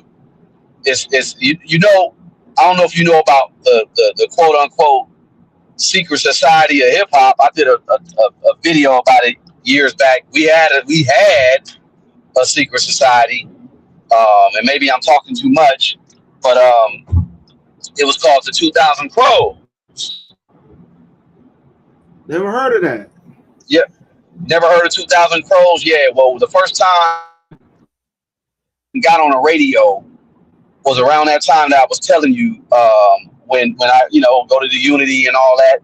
And my boy Roger Clayton, in fact, was his cousin. He used to play football at USC, and on like what was it, Thursday? I think it was Tuesday nights. He would do a hip hop show on the radio. It was a real radio station at the school at USC. So he invited us over one time, and we up there, we freestyle. I'm freestyle. This ain't no written or nothing. And some cats called the Have-Nots. These dudes were some like dreadhead gangster Rasta dudes, and they rap, and they were like, well, my boy was actually rapping. The one, in fact, the one that says in Sherman right now, he was sitting there rapping, and he wasn't the best rapper, but he was trying to freestyle. Somebody called him, was like, man, you whack as fuck. And my boy was, oh yeah, y'all come up here, we'll see who whack. What? And I was like, all right, we're gonna be up there next week. So I go pick him up to go. Yeah, we finna go to the radio station. That nigga did not come outside. That nigga did not. He the main one. Woofing all that shit. Did not show up. Didn't do nothing. Started this war and sat his bitch ass in the house. So we get to the radio station, and it was me. It was a couple other cats that I went to high school with. They didn't really rap, but they were there. And it was The homie explicit. He's from the East Coast, so he was a spitter, and I was the second best or whatever. But it was like 12 or 20 of them niggas. They came deep as hell, and they sitting there freestyling. He's talking about, nigga, yeah, y'all can get shot. We'll shoot y'all. Nigga, we could go to the parking lot if y'all want. Like they these niggas was. I was like, but the homie, he stuck to the script. He was spitting. I was spitting, and then one cat. When we got outside, one cat pulled up. It was actually a couple of cats, and they were 2,000 crows. They was like, yo, they had our back. They was like, because these dudes was really on some like, okay, yeah, we over here rapping, battling, but we gonna come up here and try to gang bang and kill y'all niggas. You know what I'm saying? And the 2,000 crows, it was only 2 or 3 of them, and they was some dope dudes. And they just came, they kept the peace, and they had our back, and the shit was all peace. And then bro was like, yeah, he was part of 2,000 crows. I ended up, one of my OGs, he was part of 2,000 crows. So 2,000 crows is basically like, you could be anywhere in the Bay Area, you could be anywhere in LA. And if you mention, I'm down with the crows, you're going to get a place to stay, you're going to get drink, weed, whatever you want. That was the movement. You understand what I'm saying? Yeah. All up and down California, all up and down. Like, I'm telling you, we got to bring that type of movement back. And it was some shit that wasn't even spoken of. Like, I got wind of it because I was in a rap battle, and these cats came through, and they swooped down like how they do, and they showed us love, and we were forever indebted to them. And then to come to find out, like I said, one of my elders, one of my OGs, he was part of the 2,000 crows, and he broke it down. I was like, yeah, that's what it was. It was like, it was a secret thing. It was like, it started, I think, around when Pac, like before Pac, around Pac. It was just a thing. It was like, if you mention you down with the crows, if you go to the Bay or you go to LA, they gotta hook you up. It was almost like, like if you're a Mason.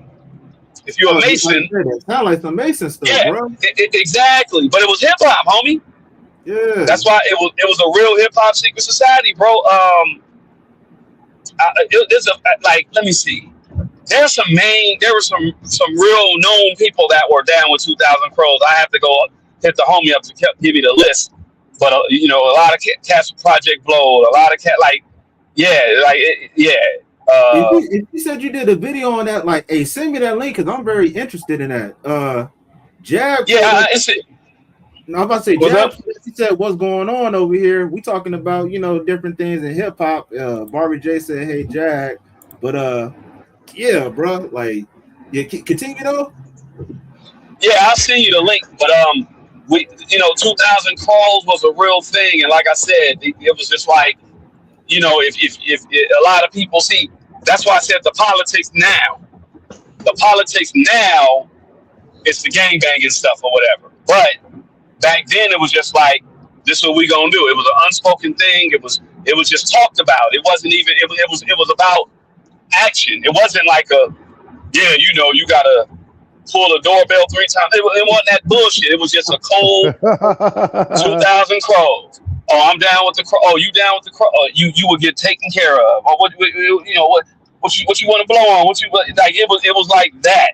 And I'm telling you, we got to bring that type of unity back. We got to bring that type of movement back. I feel you on that note. I definitely feel you on that note. That's exactly the shit that I'm talking about, man. That's the shit I'm on. That's the time I'm on right now. That's what we need. You know what I'm saying? Niggas need to wake up. And the thing about it is, it's an awakening happening right now. That's why they call the woke era. Motherfucker, if you ain't woke up, nigga, that means you still asleep. You know what I'm saying? Wake your ass up, get with the times, and get what it is, nigga. You know what I'm saying? If you don't know what it is, figure it out, and then you're going to see. You know what I'm saying? When you see what it is, come over here and holler, and let's all do this as one. Because we can all do it as one, and when we do it as one, we shall be bigger than what we are now. We should never be up under. And that's why they look at us now like that, because they know that if we get on our ball game, nigga, as a unity thing, nigga, we are taking over. Because what they get their influences from? Us. You know what I'm saying? Most of the things that's been invented has been invented by a black man. You know what I'm saying? Black woman, whatever. Call it what it is. You know what I'm saying? The beginning of time, the people, every last one of us around this goddamn planet come from one place. You know what it is. You know what that place is. That dark skinned place. You know what I'm saying? It only Yeah, come from one source. You know what I mean? And they try to call us apes. That's funny. They don't call us apes. You know what I'm saying? Don't do that. You know what I'm saying? When you gonna do if you do that, you're calling yourself one because there's only one place. There's only one place with a man. Hey, source. uh, yeah, I feel you on that. And Jaguar Wright says salute to the chat and the panel. Salute to Barbara J For also. sure. And, Peace. and then she Love it. also says Peace, some people love. out here do need to take a nap. Yikes. What? Say Now, I what? wonder- Say what? now, I wonder- she said some people out here do need to take a nap. Ooh. Yikes. Ooh. Oh, yeah. So, Who said that? Ooh, Jag said that. Jaguar. Okay. So I wonder if she can put some initials out there, kind of, say a little bit of something. We got Brian in the building. Hey man. What's Hey all man, good, bro? I was up on her for a long time. I've been up on her for years. You know what I'm saying? I was Yeah. watching her back then when she was popping it. I was like, whoa, what? I put my girl up on game. Hey, check this out. She's like, who you talking about? I said, yo, check this out. She like, oh shit. She watched that shit all day. I couldn't even lie, dude. She was like, what? What's the next one? Where? We'll find another one. You know, all that. Yo, I'm telling you, bro. Yeah, man, I've been up on it, man. And she got that game. And bro, not only the game, nigga, she know. She seen with her own eyeballs. You know what I'm saying? That's real shit. She knows some Epstein shit. You know what I'm saying? For real shit. And she said she don't want to throw no rocks, man. Oh man, why not? This is the time to do it. This is the time to do it. Get Man, rid of don't all get that of them. started because when she starts, she gonna thoroughly Get rid of all of them. Get them out of here. I don't want to see him here either. You know what I'm saying? I know See, the exactly thing- how you feel, baby. Get them out The of thing here. is what she started, everybody else got to get on it and help finish it because if you out here by yourself trying to fight this demon, yeah, There it is. it's There a it is. problem. He But, said it. when everybody He starts said getting it. together, so whatever to do to support, like hit her Cash App or whatever you could do to support, that's it. Just Yeah, for real. but we gotta start forming like Voltron, and you're right. That's what they don't want because they know like see them. I ain't gonna say who they are. The let's just say the people the neo people who follow the guy with the mustache, right? Oh, okay, yeah. Right. Charlie Chaplin. If they all just started, yeah, fuck niggas, you know what that's gonna do. You know what I'm saying? Like if they just all come on, yeah, well, fuck these niggas, yo, they know. So that's why you got a different type of racism out here on the West Coast racism. I went to Override Middle School, and it was a bunch of liberal white individuals, and they were just racist, but they hid it. Yeah. It was like that movie Get Out. They were trying to low key let you know, the father, like, I voted for Obama twice. I would have voted 3 times. It's those types. We gotta chop it up on some shit on that level right there, my nigga. But go ahead. Yeah, like they know if they all come out and be like, all out assault attack on blacks, blah blah blah, then they know it's over for them. That's why they will put a person and put a person on the pedestal like a Jay-Z. Jay-Z is in the files, and it's known that his billionaire boyfriends were the ones to, he has the control of the blacks. He's the king of the blacks. Like that's kind of how they look at us. It's like, who can control all these? You know what I'm saying? And he's the one, the pet ninja. Yeah, well, I'll it's me. But it's like, No, it's not new. You know what I'm saying? And like if you look at everything he's done, when Irv Gotti and Suge and Jay Prince, and I keep forgetting who the other person was gonna get together and do their own black distribution. He was and it was, I think it was Dame Dash. He was the Jay-Z was the one that snitched. That was from the South in Texas, Ghetto Boys, Jay Prince. Yeah, Jay Prince. Yeah. As I said, it was Jay Prince. It was all the black labels. Like we're gonna do black distribution. Yeah, exactly. And he snitched. Yeah, he snitched, and he got rewarded. We got like basically all this, this mentality where it's like, well, yeah, it's only gonna be me. I think Jay is the one that said, I do it for the culture to let you know what a ninja look like when a ninja runner. Like, bro, come on. No, you do it for yourself, because everything that you've done is for you, not for the whole. Like Nas is more of a person that's more hip hop because he does stuff for everyone to a degree. I know of course it's about getting money and stuff like that, but Nas has his own like private holding company and is very successful, and he's constantly building, and a person like Jay, it's really just about him. And as I say, we got to just get rid of that mindset. It can't just be I'm the main one, I'm the head one. It's all about me. We got to think of it as a collective for the most part.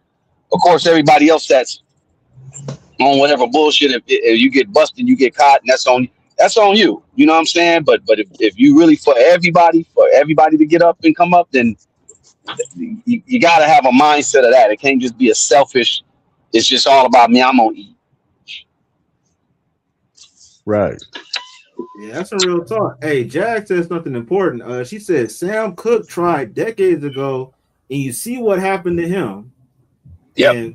And that's some real talk. That was a little bit before my time, but I do know the story. I think that happened in California, right? To where he got right there on 92nd and Figueroa.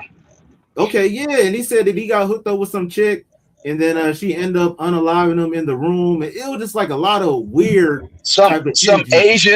some little Asian prostitute. See, the thing is that's them Illuminati people who and primarily that was I think that was the work of the Italians and the Jews, if you really want to talk about it. But it was an Asian hooker, and I think it was at that grill place on Hollywood over there, right, not too far from the spot. It's a famous restaurant, one of the oldest restaurants right there on Hollywood Boulevard. She met him there. They went to that hotel right there on Fig and 92nd, and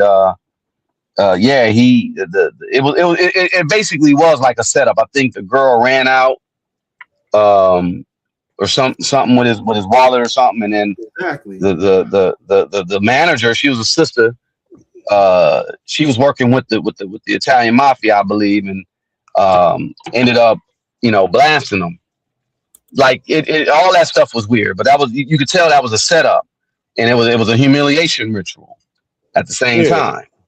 That shit was a conspiracy to this day. Oh man, yeah. And she also, and Jack said, Lean got him up out of here and walked on the charge. And I remember that in the documentary that I saw. Like, yeah, she blasted old boy and then got all scot free, because like the whole situation was like a setup. Like she took his money and then like went into hiding. So when this dude was like banging on the door, like, hey, give me my shit, from the perspective of it, it looked like he's tripping for no reason, but he was trying to get his money back, basically. Yeah. Damn. Yeah, that's why when certain moves are made, in all honesty, just got to be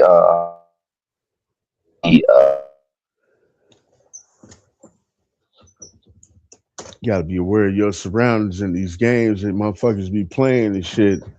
These games that they be playing and shit, man, is like, some shit that they never played the game before, they gonna fall for it because it's bullshit. You know what I mean? That's what these motherfuckers be doing. Be playing these mental games on motherfuckers. And like, if I was a motherfucker that didn't know nothing from the streets and shit, and motherfucker told me something like, "Oh, why won't bam?" I'm like, "Oh, for real? Oh, okay." And I'm being fucking naive and shit and fall for it. Like, fuck that shit. I'm not falling for none of that bullshit, nigga. Nothing. You can't tell me a goddamn thing, nigga, unless I know about real research that I know about, you know about at the same time, and we click together on that shit. You know what I'm saying? If we click together, bam. What's up? Hey, well, bye. Let's pop this business. You know what I'm saying? There's a lot of things. That's what I'm saying, man. That unity thing you was speaking about, like, bro, it's so many things that we could do as one another, man. Like this hustle game that they be out here doing, man. You could turn this hustle game into something else. Yeah, This that's real shit could be talk. something else. This shit could be managed business in a real sense.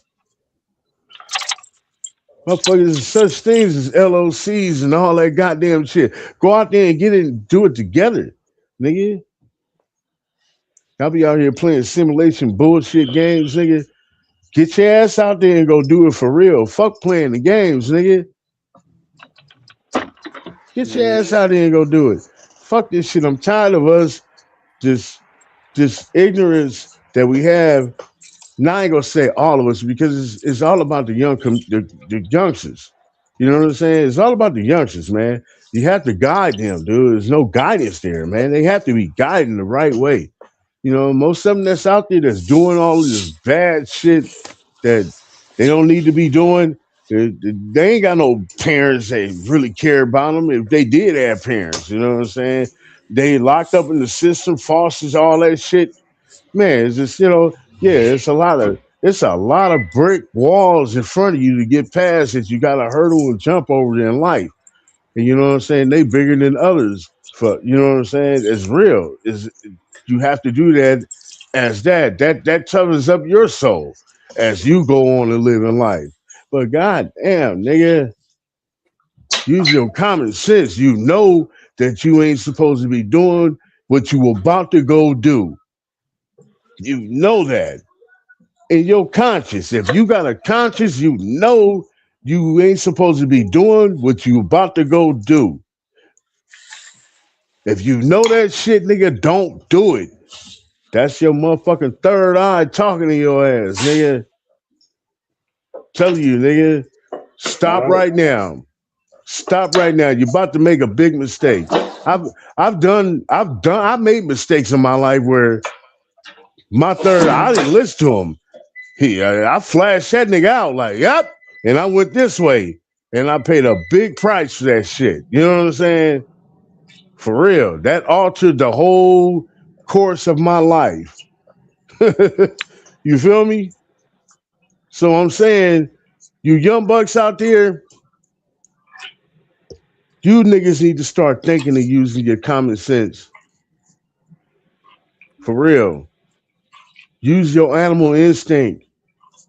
Cause it's a survival game out there for real. We all know that. It is. But we need to survive together. Because if we all knocked off, it's just gonna be you left. And what you think gonna happen to you? Yeah, man. Real shit. Hey, What's Jax. gonna happen to Big U? Wait, Big what? U. What's So gonna what's gonna happen happen? to Big U? Big U, man. I honestly, dude, like, I, I want to feel sorry for him, man, but he a grown man. You feel me? He a Mm-hmm. grown man. He a grown man. And you know goddamn well what you was about to do, and you shouldn't have did that. You shouldn't have did that. There was a couple of things that you shouldn't have did, but the big one is like, did he do that? I don't know. It's hearsay. That's the only thing I'm concerned about. Is like, I expect the other shit they was talking about, the bullying and all that, moving how he was moving, and I expect that the Suge Knight effect. But when it came down to like, some unaliving and shit, like damn, if you did that right there, man, like bro, I don't feel nothing for you, bro. If you did that part right there, like I said, I expect the bullying, and he gonna do that. But that other part, that's part of that case, like yo, that's not good. Not good at all. None of that's good. None of that's good. I agree with you on what you said. Jag said in the comments, most people get out here. Wait. Most people most people get got because it's hard to accept these people will go that far. And I agree because a lot of us, or they try to target the youth or younger people and manipulate them. So if you wasn't taught, how to work these different rooms and, operate in certain climates, yeah, it's going to be easy for you to get caught up in things. So I agree with what you were saying, Corny, and I agree with what you were saying, Jag, also. And then Jag also said, Big U finna catch a raw deal. Too many people willing to turn on him. Now, do y'all think that what Jag said is fair that people turn on him? There goes something. You said that motherfuckers turn on Big U and shit, huh? Yeah. So do you think one of those individuals probably loose cannon? Hey, that's what they saying. And shout out to Billy Hill. What's up with you, man? Billy Hill. Yeah, you got your mic muted. I'm about to go get my glasses. I don't even know how I ended up here, but I'm happy I did. You know what I mean? I was just like, what happened? I just see my face on my screen. I was like, whoa. I love it. I love it. I'm going to keep it. Y'all got me stuck somehow. I don't know how it happened, but why? That's what's up. I love that shit. I'm gonna do this again. Oh, but you over there peeping it out though. That's cool, man. Support, man. Like and subscribe. So, man, what do y'all think about this whole Big U situation? Is it deserved? Is it undeserved? Are people gonna turn on him? What's his fate? Man, it all determines of the evidence. You know what I'm saying? Because what if it's bullshit? You know what I'm saying? Like, but the way things, you know how the internet talking shit. You know what I'm saying? The goddamn internet detectives out here, man. There ain't no detectives in LAPD or any other police department and shit. Motherfucking crimes are solved on the internet now, man. Believe that shit. They're solved and they're set up on the fucking internet. Motherfuckers get set up on the internet all day too. Yeah, well, some people set themselves up for that shit. On my channel, I had got the last IG live he did when he was getting arrested. He was saying some stuff. I think we should review that. Let me see, is there a way that I can send it to you, or because this was when he straight up got arrested, and he was saying some stuff. He was saying some things. I think we need to review that though. In all honesty, review what he was talking about. Yeah. This was from 11 months ago. Yeah, okay. When he was in the car, 11 months he ago. was turning himself in. Yeah. Oh yeah, he was saying some nasty work right there. He was pushing shit out. Oh God. Oh man. Niggas about. Yeah, he's about to get pulled in as witness. They about to get subpoenaed. Everybody you mentioned in that motherfucking video. I remember that day when it was live. Yeah, I'm gonna revisit it. I remember that day when it was live. I was like, oh yeah. They're all about to be subpoenaed. Yeah. Okay, he calling out. It was like corrupt calling out names. Oh my God, this is stupid. Oh man, that nigga was stupid for that shit. Okay, so this is the video. That was it. Urban Central. That was it. That was it. My last video. Big U said goodbye to his family before turning himself in. So Yep. let's revisit this real quick. This is my last video before I turn myself in. I'm with my family. Talk to my sons. I talk to everybody, man. I'm just saying, going to deal with this fight. See what it is. I just want y'all to know Dumb shit, all this man. stuff is quagmire. They couldn't do that shit right. Shit is all bull crap. I just need y'all prayers. I need y'all to... I don't even know what to say. Huh. 21 years, elevated my family, come back, sit in here and write and do what I need to do until I can come back home. People are supposed to help me. I hope you help me. You can't, you don't worry about it. Uh-oh, here we go. A lot of stuff y'all hearing is straight trash. Here it comes. And I appreciate the love and I appreciate people who've been helping me.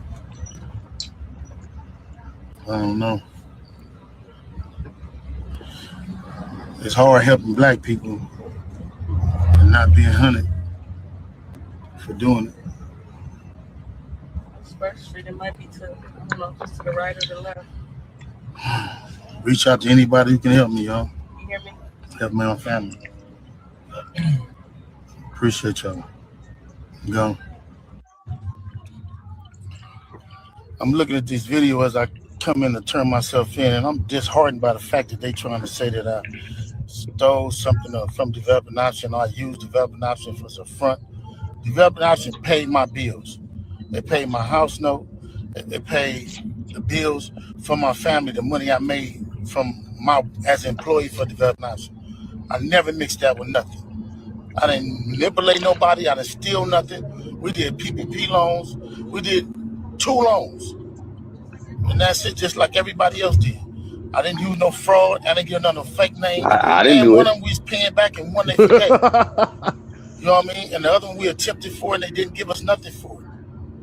I filed my taxes and them coming around telling me I was using Developing Option as a cover. Cover for what? None of that's going to be true. None of that's going to be true. The government putting this big ass picture, they want to arrest 21 dudes. Some dudes I don't even talk to. I don't even know nothing about. So how the hell you going to lump me in with all them? But it's all the big picture, though. It's all the big picture. Ooh. Now I'm going to be sitting in here. It's going to be years out of my life. Oh, my God. Then you going to get dudes who I don't even talk to. What they going to say? You ruining people's lives. I heard it's over 21 people that's been arrested. This shit wrong. It is what it is. Church, just pray for me. Pray for me, pray for my family. Look at what we did. You look at what I did. I've been home 21 years. It ain't over, though. That's what it's not. Blessings. I'm looking at all these charges on the news. Headed back to LA.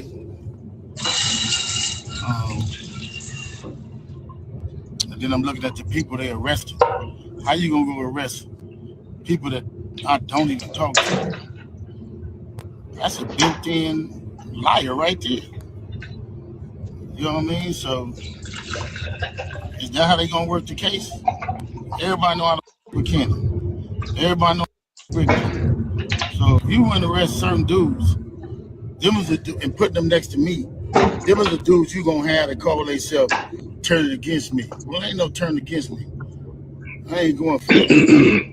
You might as well go get 600 and whack. These dudes been saying I did shit all year. So what they doing is they go on the internet and these dudes say that I did shit on the internet. Then when you say I did on the internet, they go investigate it. Now you raiding my houses, raiding my shops, raiding all this stuff. And talking about I'm committing crimes and covering up with Developing Option. What crimes am I committing to cover up with Developing Option? You know what I'm saying? I ain't committed no crimes and covered nothing up with Developing Option. Shit crazy. But this how they get you. They get one or two people to say something. Ain't gonna be no real evidence. Ain't gonna be no real nothing. It's gonna be a repeated thug. It's gonna be a bunch of people in jail for a bunch of different crimes that don't have nothing to do with me. They finna lump all of us up and say it's all the Roller 60s. Watch and see. We just seen it with thug. I'm finna experience the same thing out here. I knew it was coming. Now they on there saying all this stuff to assassinate my character.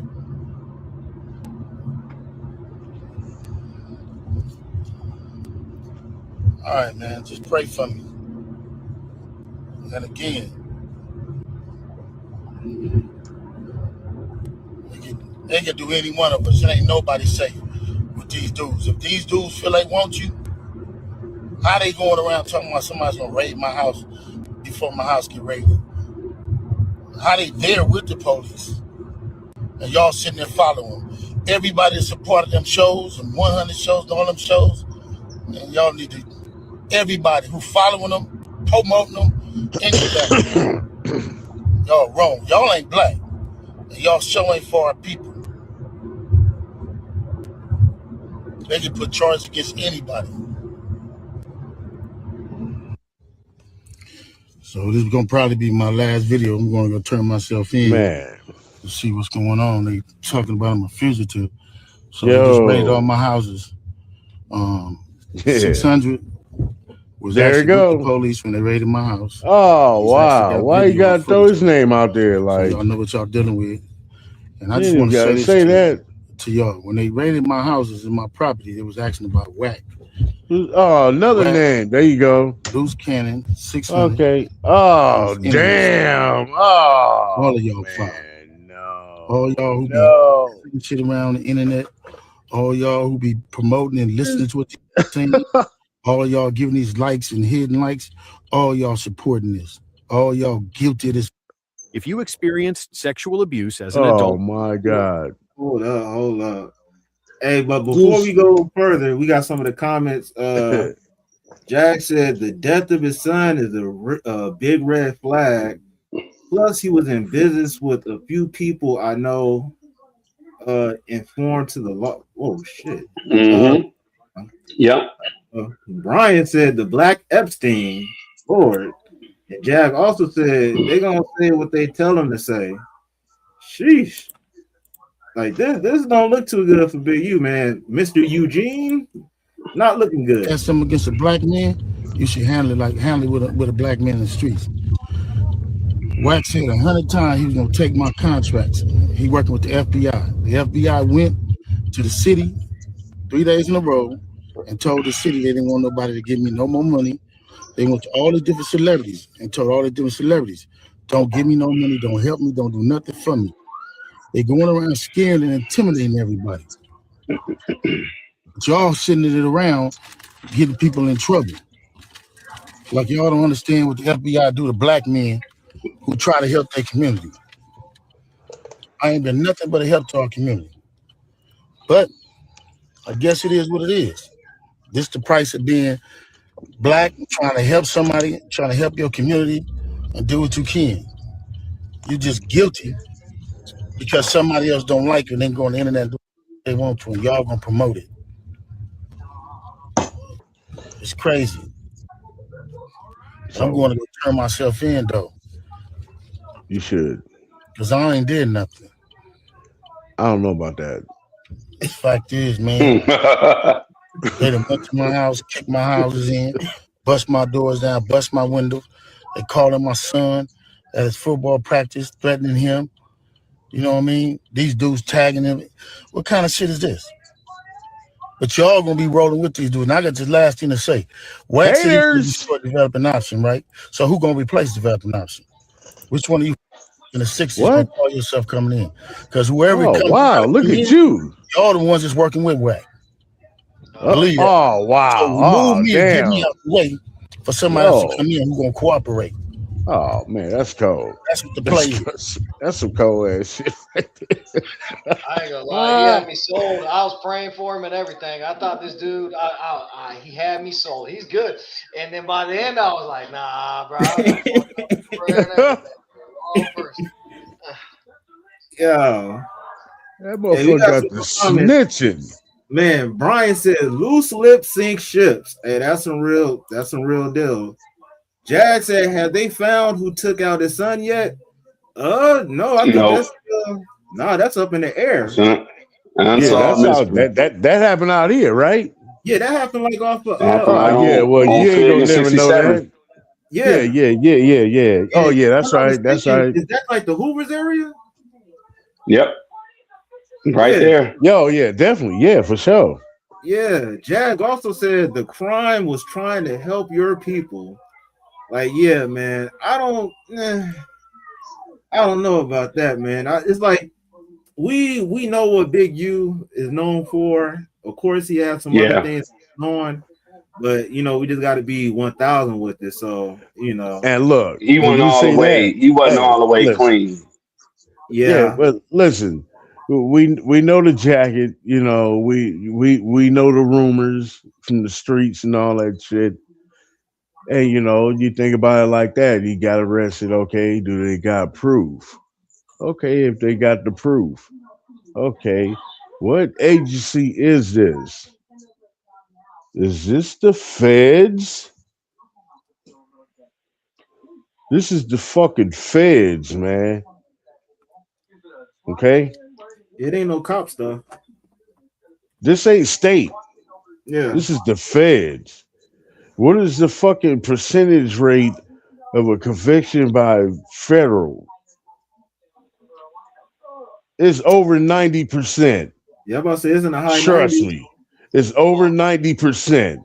So the chances of this guy getting out of here is like a rainbow, him going to the end of the rainbow, catching the fucking leprechaun with a pot of gold and some other lucky shit.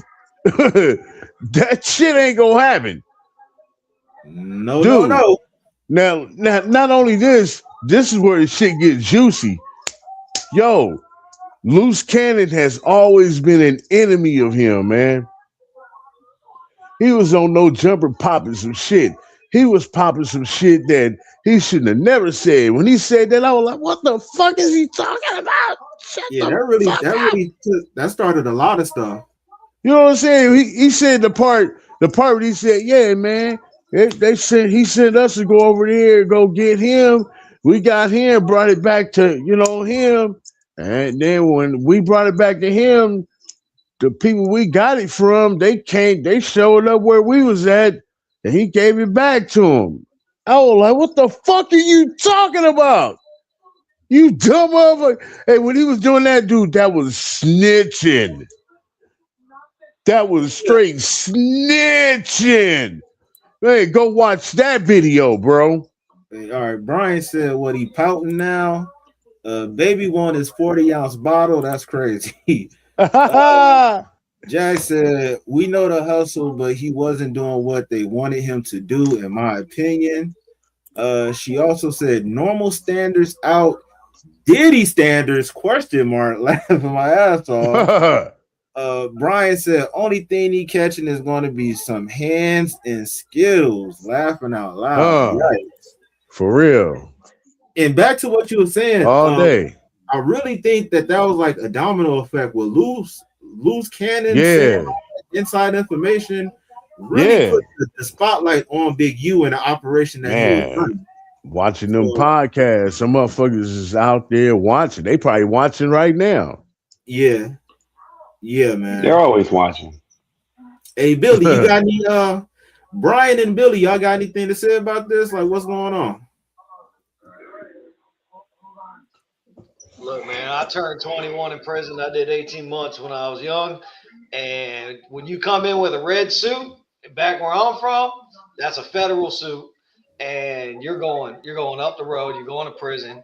He's talking. He's fucked. He's going to have to be in protective custody or some shit, because you don't go on the internet talking and then you think because he thinks in his head he's getting out of this shit. He convinced me, I ain't gonna lie, but I ain't the fucking judge. So yeah, so he's gonna go. He's gonna be a red coat, which means he's federal. they always get charged. They don't make arrests unless they know they got shit. Right. They got That part right there. That's I the don't even know truth. what's going on, if it's a RICO act or what the fuck's going on. That's but what it is. It's a RICO. Yeah, that's what I figured. 21 people, that's fucking, terrorist type activity, as they fucking say, and the fucking, but yeah, he's fucked because now he's going on the internet doing this. He's got to go up the road with these people, but in his delusional brain, he don't think he's going up the fucking road, but he is. He's fucked. I don't even know who he is. Yeah, I gotta agree, Billy. He's on his stuff. You know what he's talking about, man. It don't look too good. Hey, Brian, what's your thoughts about this, bro? Oh man, it's just like dude just yelling to the heavens, man. Anybody that listen to him, but he don't realize what he's doing, just digging himself deeper, man. Dropping all these names and stuff. That's real talk. That's real talk. And who would have ever knew? Like OG Big U is name dropping. Like soon it's like it don't look right because soon as you're turning yourself in, and man, I told so and so this, I told so and so that. So for the public perception, they seeing that you saying this before you turn yourself in. So right. That's what I'm talking about. He like, you know what that effect was? That effect at the end of New Jack City. Tell me all you motherfuckers. Yeah, nigga, I ain't going down by myself. Y'all all coming with me. Yep, it was him. He the one. He did this. He did that. He did that. Yeah, like, oh. But the thing about it is, like, I'm thinking now from that video, because I remember when that video came out, when he got the day before he got arrested, he put that out. I remember seeing that live. And I said to myself, damn, so that mean they about to pull Wack in as a witness? I wouldn't be surprised. Are they going to pull 600 in as a witness? You know what I'm saying? And that's feds. What they gonna? Are they gonna refuse? You know what happens if you refuse? He's not going to. You're going to jail. Hey, to piggyback off of what Billy going to jail. Right? Billy was saying you're going to jail. He low key kind of was convinced with what he was saying, but then he kind of figured it out. Like, yeah, this dude just trying to convince people. So, would you say that this level of delusion is like narcissistic or just ignorance, or like what do you think the mental mind state of what Big is going through? I think he's trying to make him like he figured that okay, he's snitching on me. He like, I'm gonna make him snitch. You know what I'm saying? So he put him in a position by putting his name out there.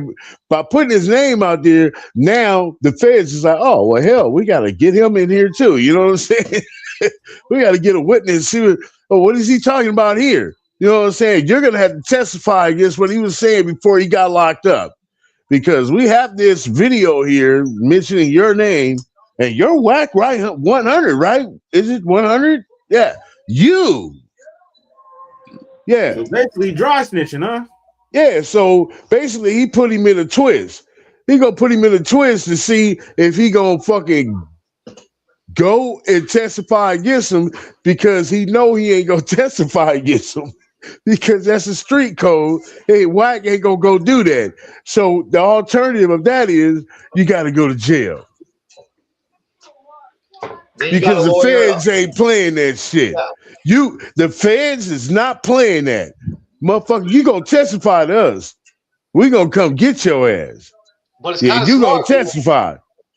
Hey, but Wack 100 has a lot of money. So it's kind of smart, because if he gets wrapped into the RICO, it's just like it's like Lil Woody getting away from the RICO because of fucking Young Thug, right? It's Young Thug's money that got Woody out. Woody was talking but look, crazy. But what got Woody out is him snitching. He told everything. He didn't tell on I ain't gonna say he told on Stan. He probably told while he was being He said they scared him Interrogated. into it. When he was He being said they scared him interrogated, into he told more when he was interrogated. But when he was on stand, that motherfucker was playing crazy and all that shit. Correct. You know what I'm Yeah, yeah. saying? He So wanted to say that what I said before is because I'm crazy and I was scared. But getting Whack 100 involved, making it a high profile case and this and that, it's the only ones that get out of it. You don't get out of a federal case if it ain't high profile, right? yeah, Like but see, Wack ain't got nothing to do with what Big U was doing. And everybody knows that. Big U knows that. Big U knows that. Wack knows that. Big U know that he could tie him in because he been talking against him before. It was like, I don't know. When you really think about it, it's like, I don't know. Wack probably played a hand in getting Big U locked up because him and 600 was on this goddamn thing, this campaign with loose cannon to get him locked up, and then next thing you know, he gets locked up.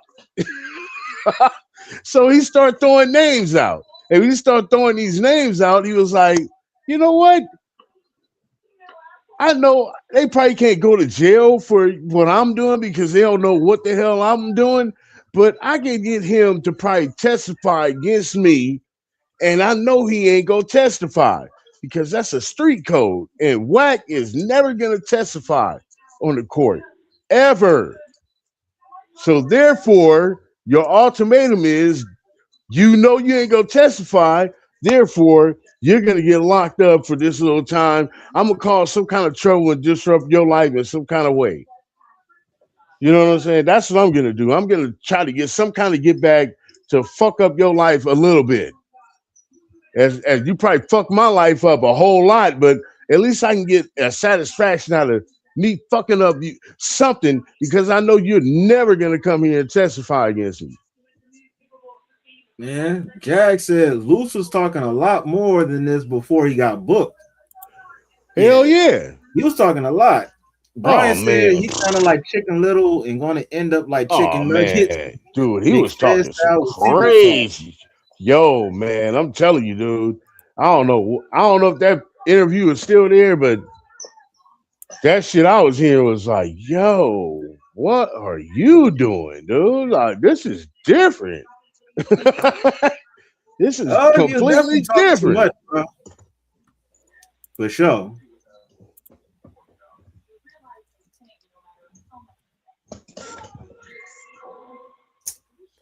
It's a crazy situation, man. Yeah, man. This is gonna be one of them interesting cases out of LA, though, bro. Yeah, I'm planning on covering it. Because it's gonna happen in May.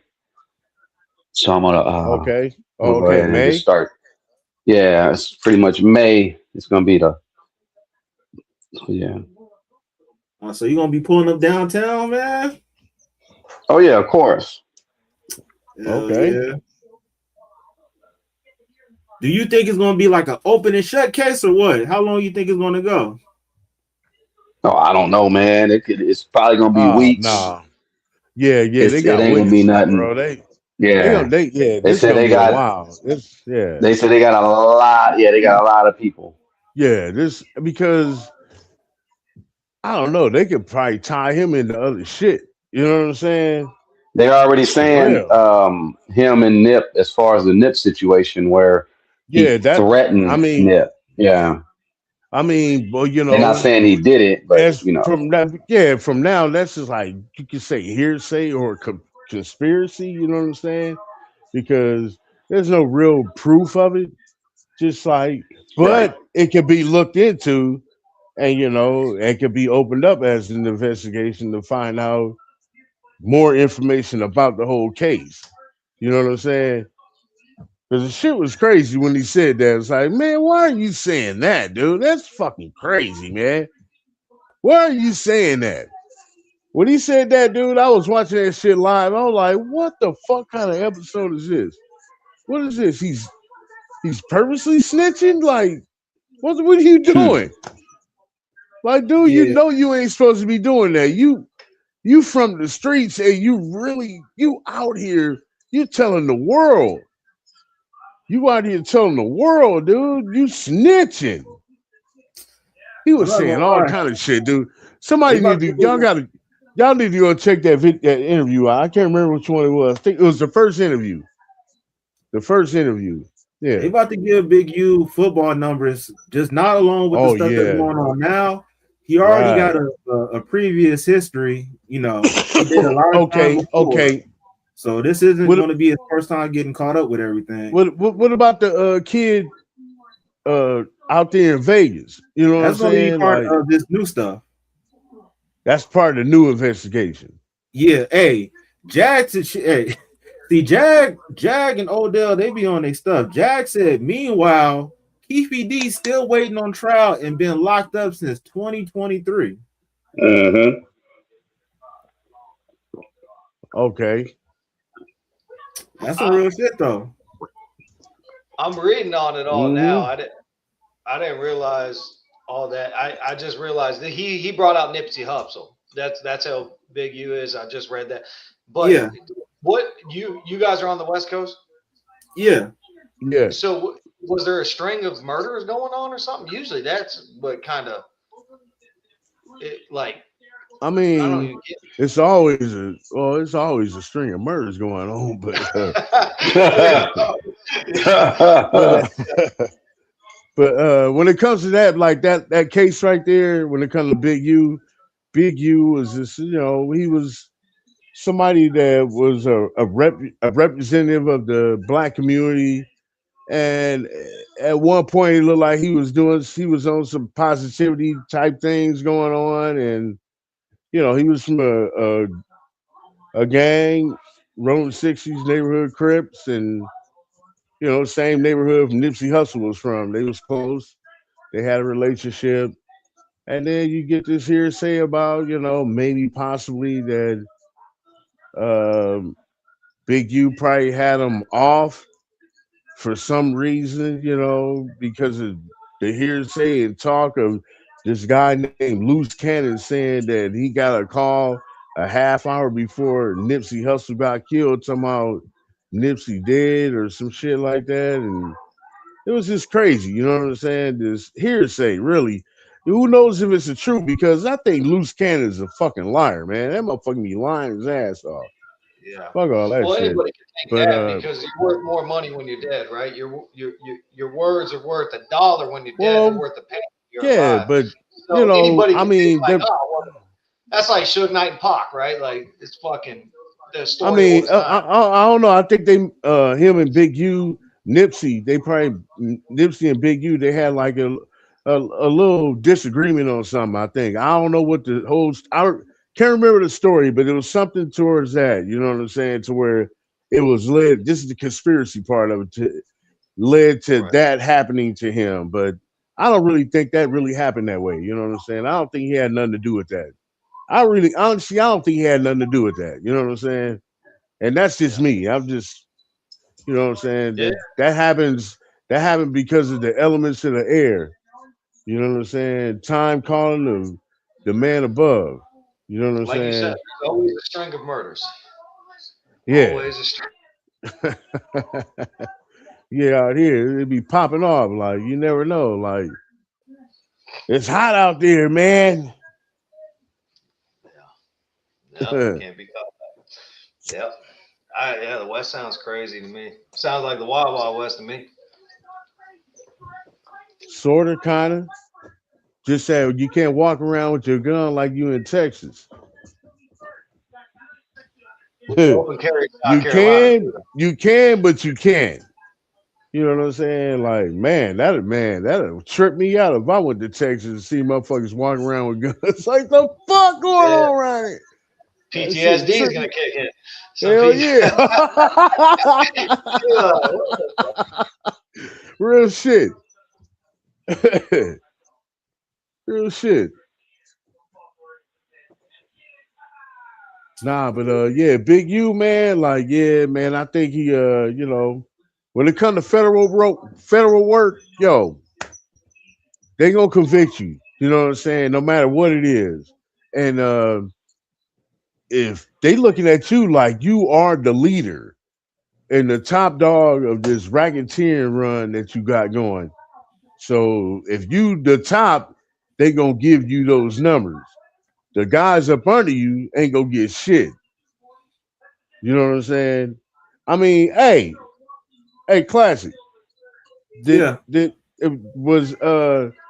they tie Brick Baby into Big U's files?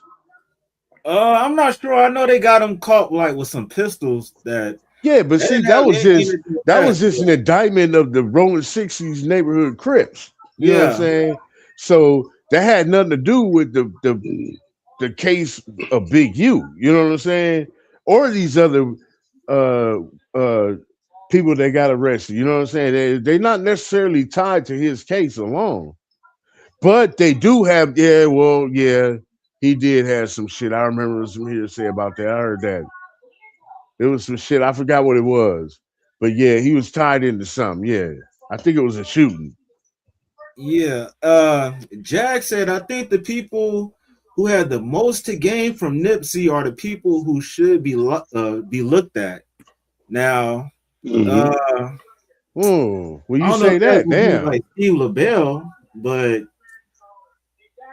who was over? I think like low key, if I'm not mistaken, wasn't Nipsey trying to get underneath, get away from Big U as far as like management and all that stuff with Unique Entertainment? That was the talk I was hearing. Yeah. Yeah. So yeah. Brian said, no disrespect, but white people kill their opponents politically. Black people literally kill their opponents. Yeah, that's wild, man. Okay, now what about the talk of Dr. Sebi? You really think so? Dr. Sebi was really like he's been around for a while. I know, so but that's just some talk that was out there. I think that's kind of more conspiracy theory, you know. Like if that's the case, this is some street. This is between a man whose pride got hurt, bro. Yeah, look, man. At the end of the day, a man who was up. That's exactly what that was, man. A young YG and an OG Big U couldn't control him, so he got pissed off allegedly, and he couldn't control him. Like I'm talking about shitty cuz. He was sent off. You don't think like all this is alleged, but at the end of the day, like let's cut the bullshit. We know what Big U is about. We know who he had underneath him, and as they say, nobody's bigger than a program. So when you start getting money and start, being able to stretch your arms out and your legs out and start feeling yourself, people are going to get offended by that.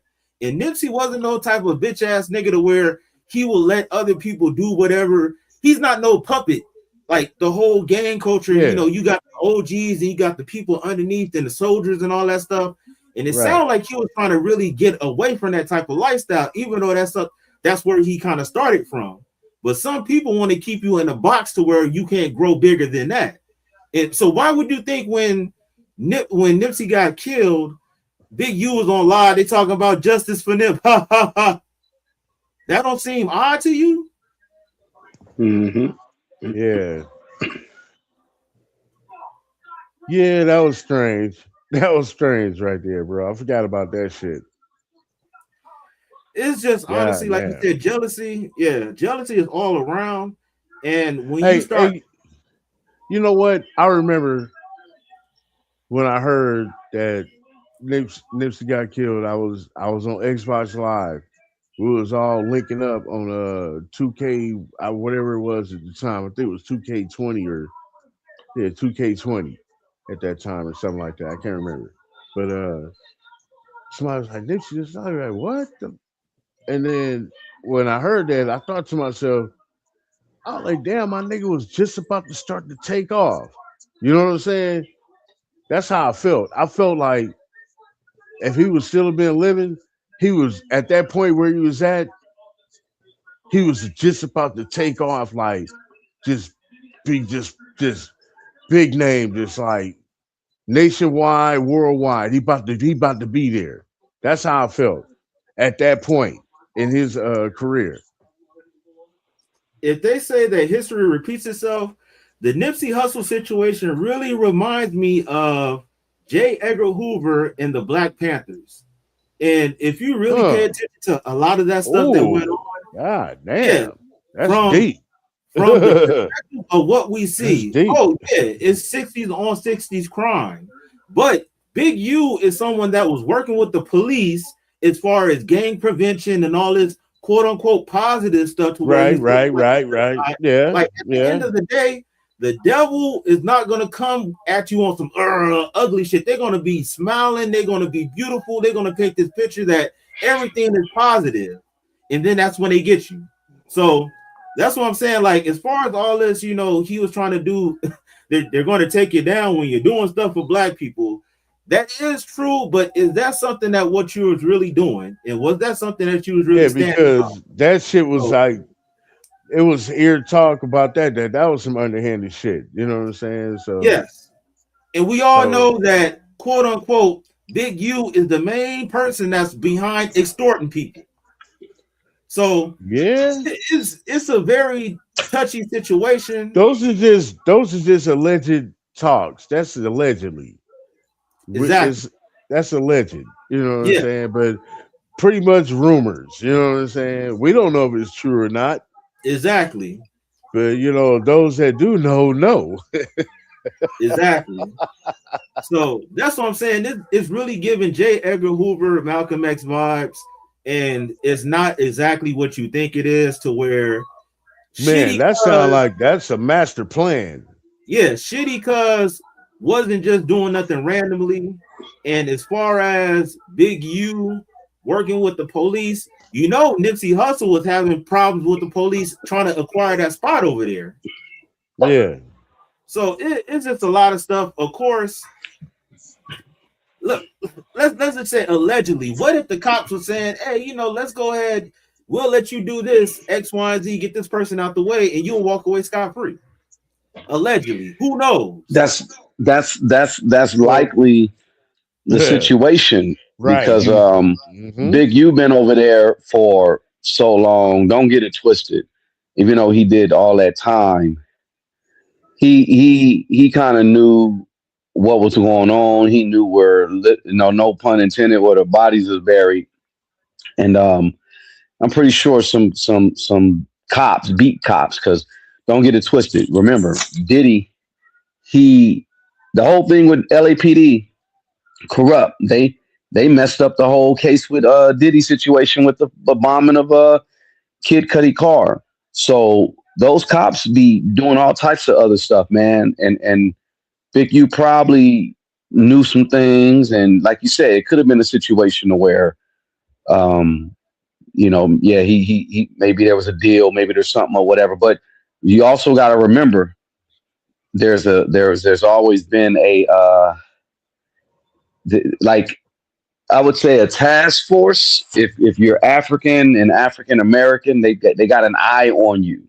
Oh, Nip was from Eritrea. His father was from Eritrea, and his mom's from that area. So he's half African, half African American.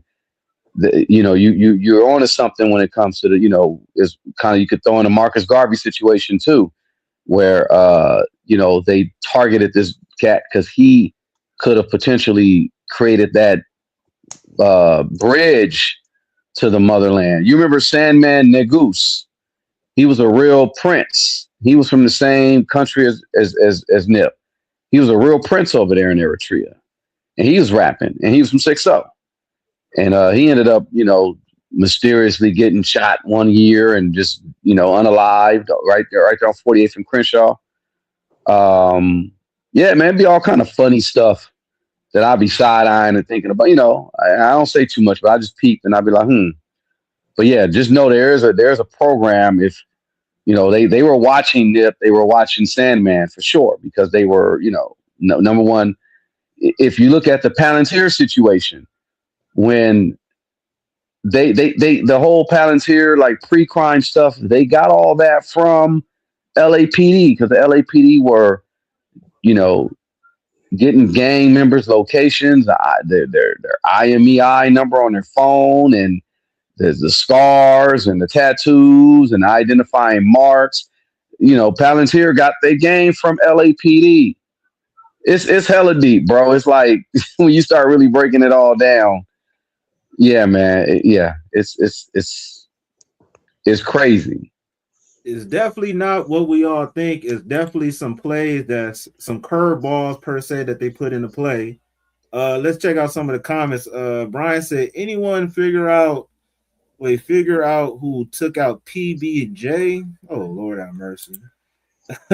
Real Jag says, Doodoo Cuz got bonded out by a secret shell court in less than 72 hours after being detained. Like, see, that's the type of stuff that Doodoo Cuz.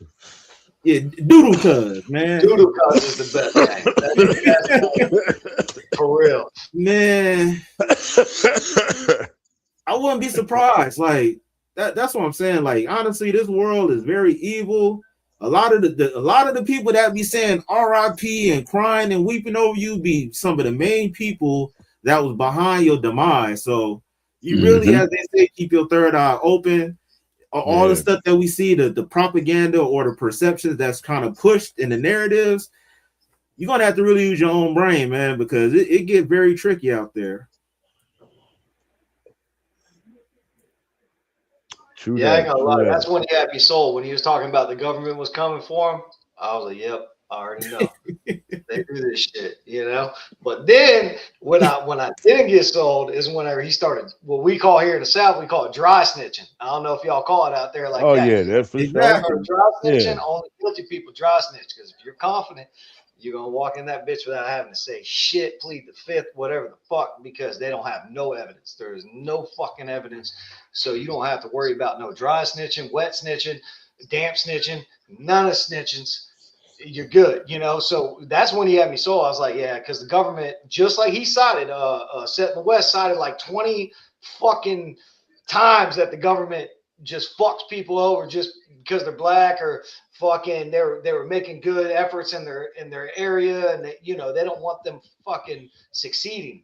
They're like, nah, this ain't good. Like you're saying with the Black Panther Party and fucking J. Edgar Hoover and all that shit. But then once he started the dry snitching, again, even a damp snitch, dry snitch, wet snitch, that tells me guilty.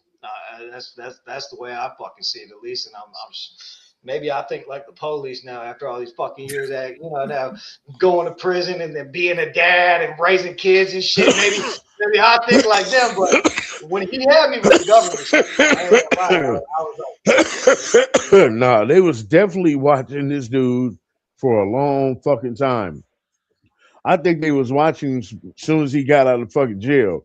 You know what I'm saying? Because they already knew he was a big like figure. Back in 04, right? That was like from what I was reading. I don't know what he got out, but I can't remember. What, but I know when he got out, yeah, when he first got out, it was like, he was a big figure. You know what I'm saying? That's like during the time, what was the other dude that got out? Crazy motherfucker from A-Tray. Monster Cody. Yeah, Monster. Yeah.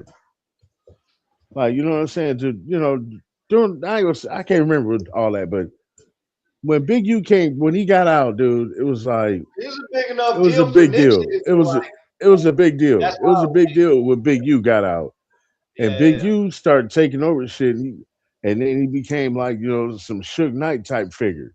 You know what I'm saying? That's never good in the hood, man. I'm telling you, I ain't gonna even lie, dude.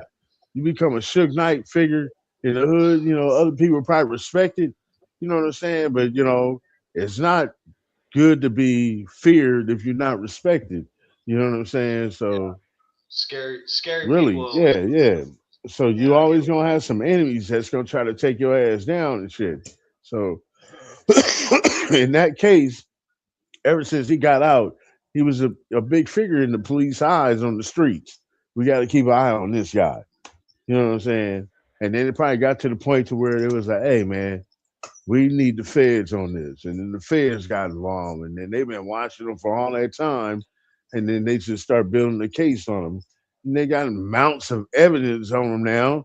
And now he's sitting in his trial's about to begin. And he don't even realize how much evidence they have against him because they've been probably watching him for like maybe 6 years or more. You know what I'm saying? and just building their case on them. And when they build their case on you, of course they're gonna be quiet. They're gonna let you do everything you could do. Yeah, you want to clean your image up. Yeah, do that. But we still know that you're doing some underhanded shit while you cleaning your image. You know what I'm saying? We're gonna still let you do all of that, but we're gonna come get you when it's time that we got. Oh yeah, we got enough now. As soon as they figure, oh yeah, we got enough, boom, here we come. You can't do nothing about it. No matter where you go, we're gonna come get you. You can go there, there, here. It don't matter. We're coming to get you because we know where you're at. So he Yeah. did the right thing by turning himself in. You know what I'm saying? Like, where else can you go? You ain't got no money like that to get away from them. You got no money like that. You ain't got no Russell Simmons money. Russell Simmons said, "I'm getting the fuck out of here. Nigga went to straight volume. Like, nigga, Get the fuck out of this motherfucker. You ain't hell catching nah. Helicopters with fucking cameras. They can hear you up there. That part. But shit, they built that case, and he's stuck in a rut right now, man. Like, and this is gonna be a very interesting trial, dude. I'm not even gonna lie, dude. This is gonna be some big time shit right here, dude. This trial is gonna be fucking big time, dude. I ain't gonna even lie. Everybody's gonna watch this trial. Everybody's gonna watch it. I mean, if you're on the West Coast and you know about, this type of this lifestyle and shit, man, we're gonna be tuned in. And it's not just gonna be us tuned in. It's gonna be some other people like, oh yeah, I heard about this, and let me trip on this and see what's going on. They from a different state like you. You in the South. I'm sure some people in the South that's into what's going on with Big U. You know what I'm saying? They gonna tap in like, hey, what's going on right here? You know what I'm saying? Like real shit. This is gonna be some big time shit. Hell yeah. Hey, Jack said once they tag you, they keep watching you. I believe that. She also said Uncle Rush yoga squatting and shooting lemongrass. Yeah, man. Hey, that nigga, they got them allegations against him. That nigga bounced ASAP.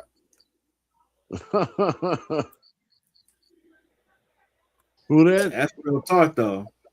Hey, but shit, we almost hitting the 3 hour mark, man. We got okay. Let me get everybody closing remarks, man. Let me see what everybody got to say. I guess let's start it off with Corn Dog, man. What's popping? What's popping, man? What we doing here? What we doing? Shit, what's your closing remarks for everything, man? Excuse me. Man, I just want to say that rest in peace to Lil Poppa. You know what I'm saying? That remind me of my little one, Papa, aka Lil Loaded. You know what I'm saying? I want to send my condolences out to the family. Rest in peace to that young man.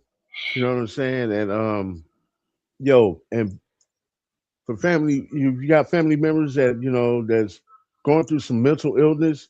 You know what I'm saying? Be aware and the signs that can possibly get those people hurt, or they might hurt themselves or something like that. You know what I'm saying? Try to seek the therapy or the help they need for that. You know what I'm saying? And look out for them, be understanding, because I'm dealing with that myself when it comes to a family member that's with having mental illness issues, and it gets frustrating. You know what I'm saying? And you just have to be very patient. And I've been real patient, and I'm doing my thing, and I feel and understand. I pray that everything will be better, and and keep the understanding to where I can stay positive in the form that I am and don't break that positive spirit. You know what I'm saying? Because I don't want that negative energy around me. So I stay positive, and I want everybody out there to keep your positive energy around you, and don't let that negativity bust your positivity bubble. You know what I'm saying? So we're gonna leave it at that. That's dope. That's dope. Hey, Set in the West, what you got to say, brother? Oh man, I ain't got too much to say. Just just shit. Just it's about unity right now. It's about organization right now. That's pretty much it. That's all I got to say. Yes, sir. Hey, my brother Brian, what you got to say, man? Man, you do bad, bad's gonna eventually do you. Just watch who you associate yourself with.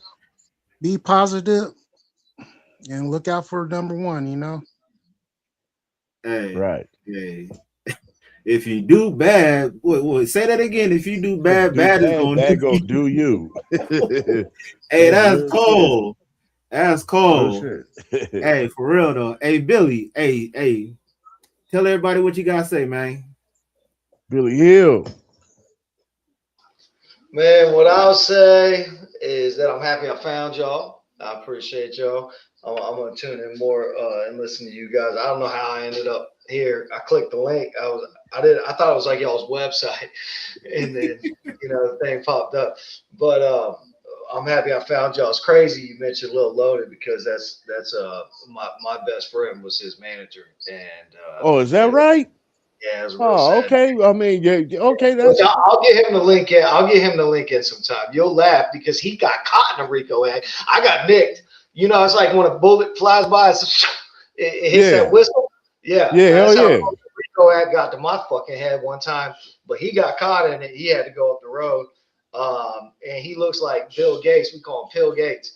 Yeah, he was a little loaded. It's on the internet. You can find it. Like he was part of the AR team, so he wasn't like his full manager. He was part of the AR and found him, brought him into he got him signed essentially. Okay, for sure. Yeah, but it just everything ties together. But anyways, God bless y'all. Yeah. Have a night. So cool to hear like West Coast people talk. I'm like, bro, I'm a culture person. I'm in the South. I'm from a small town, but.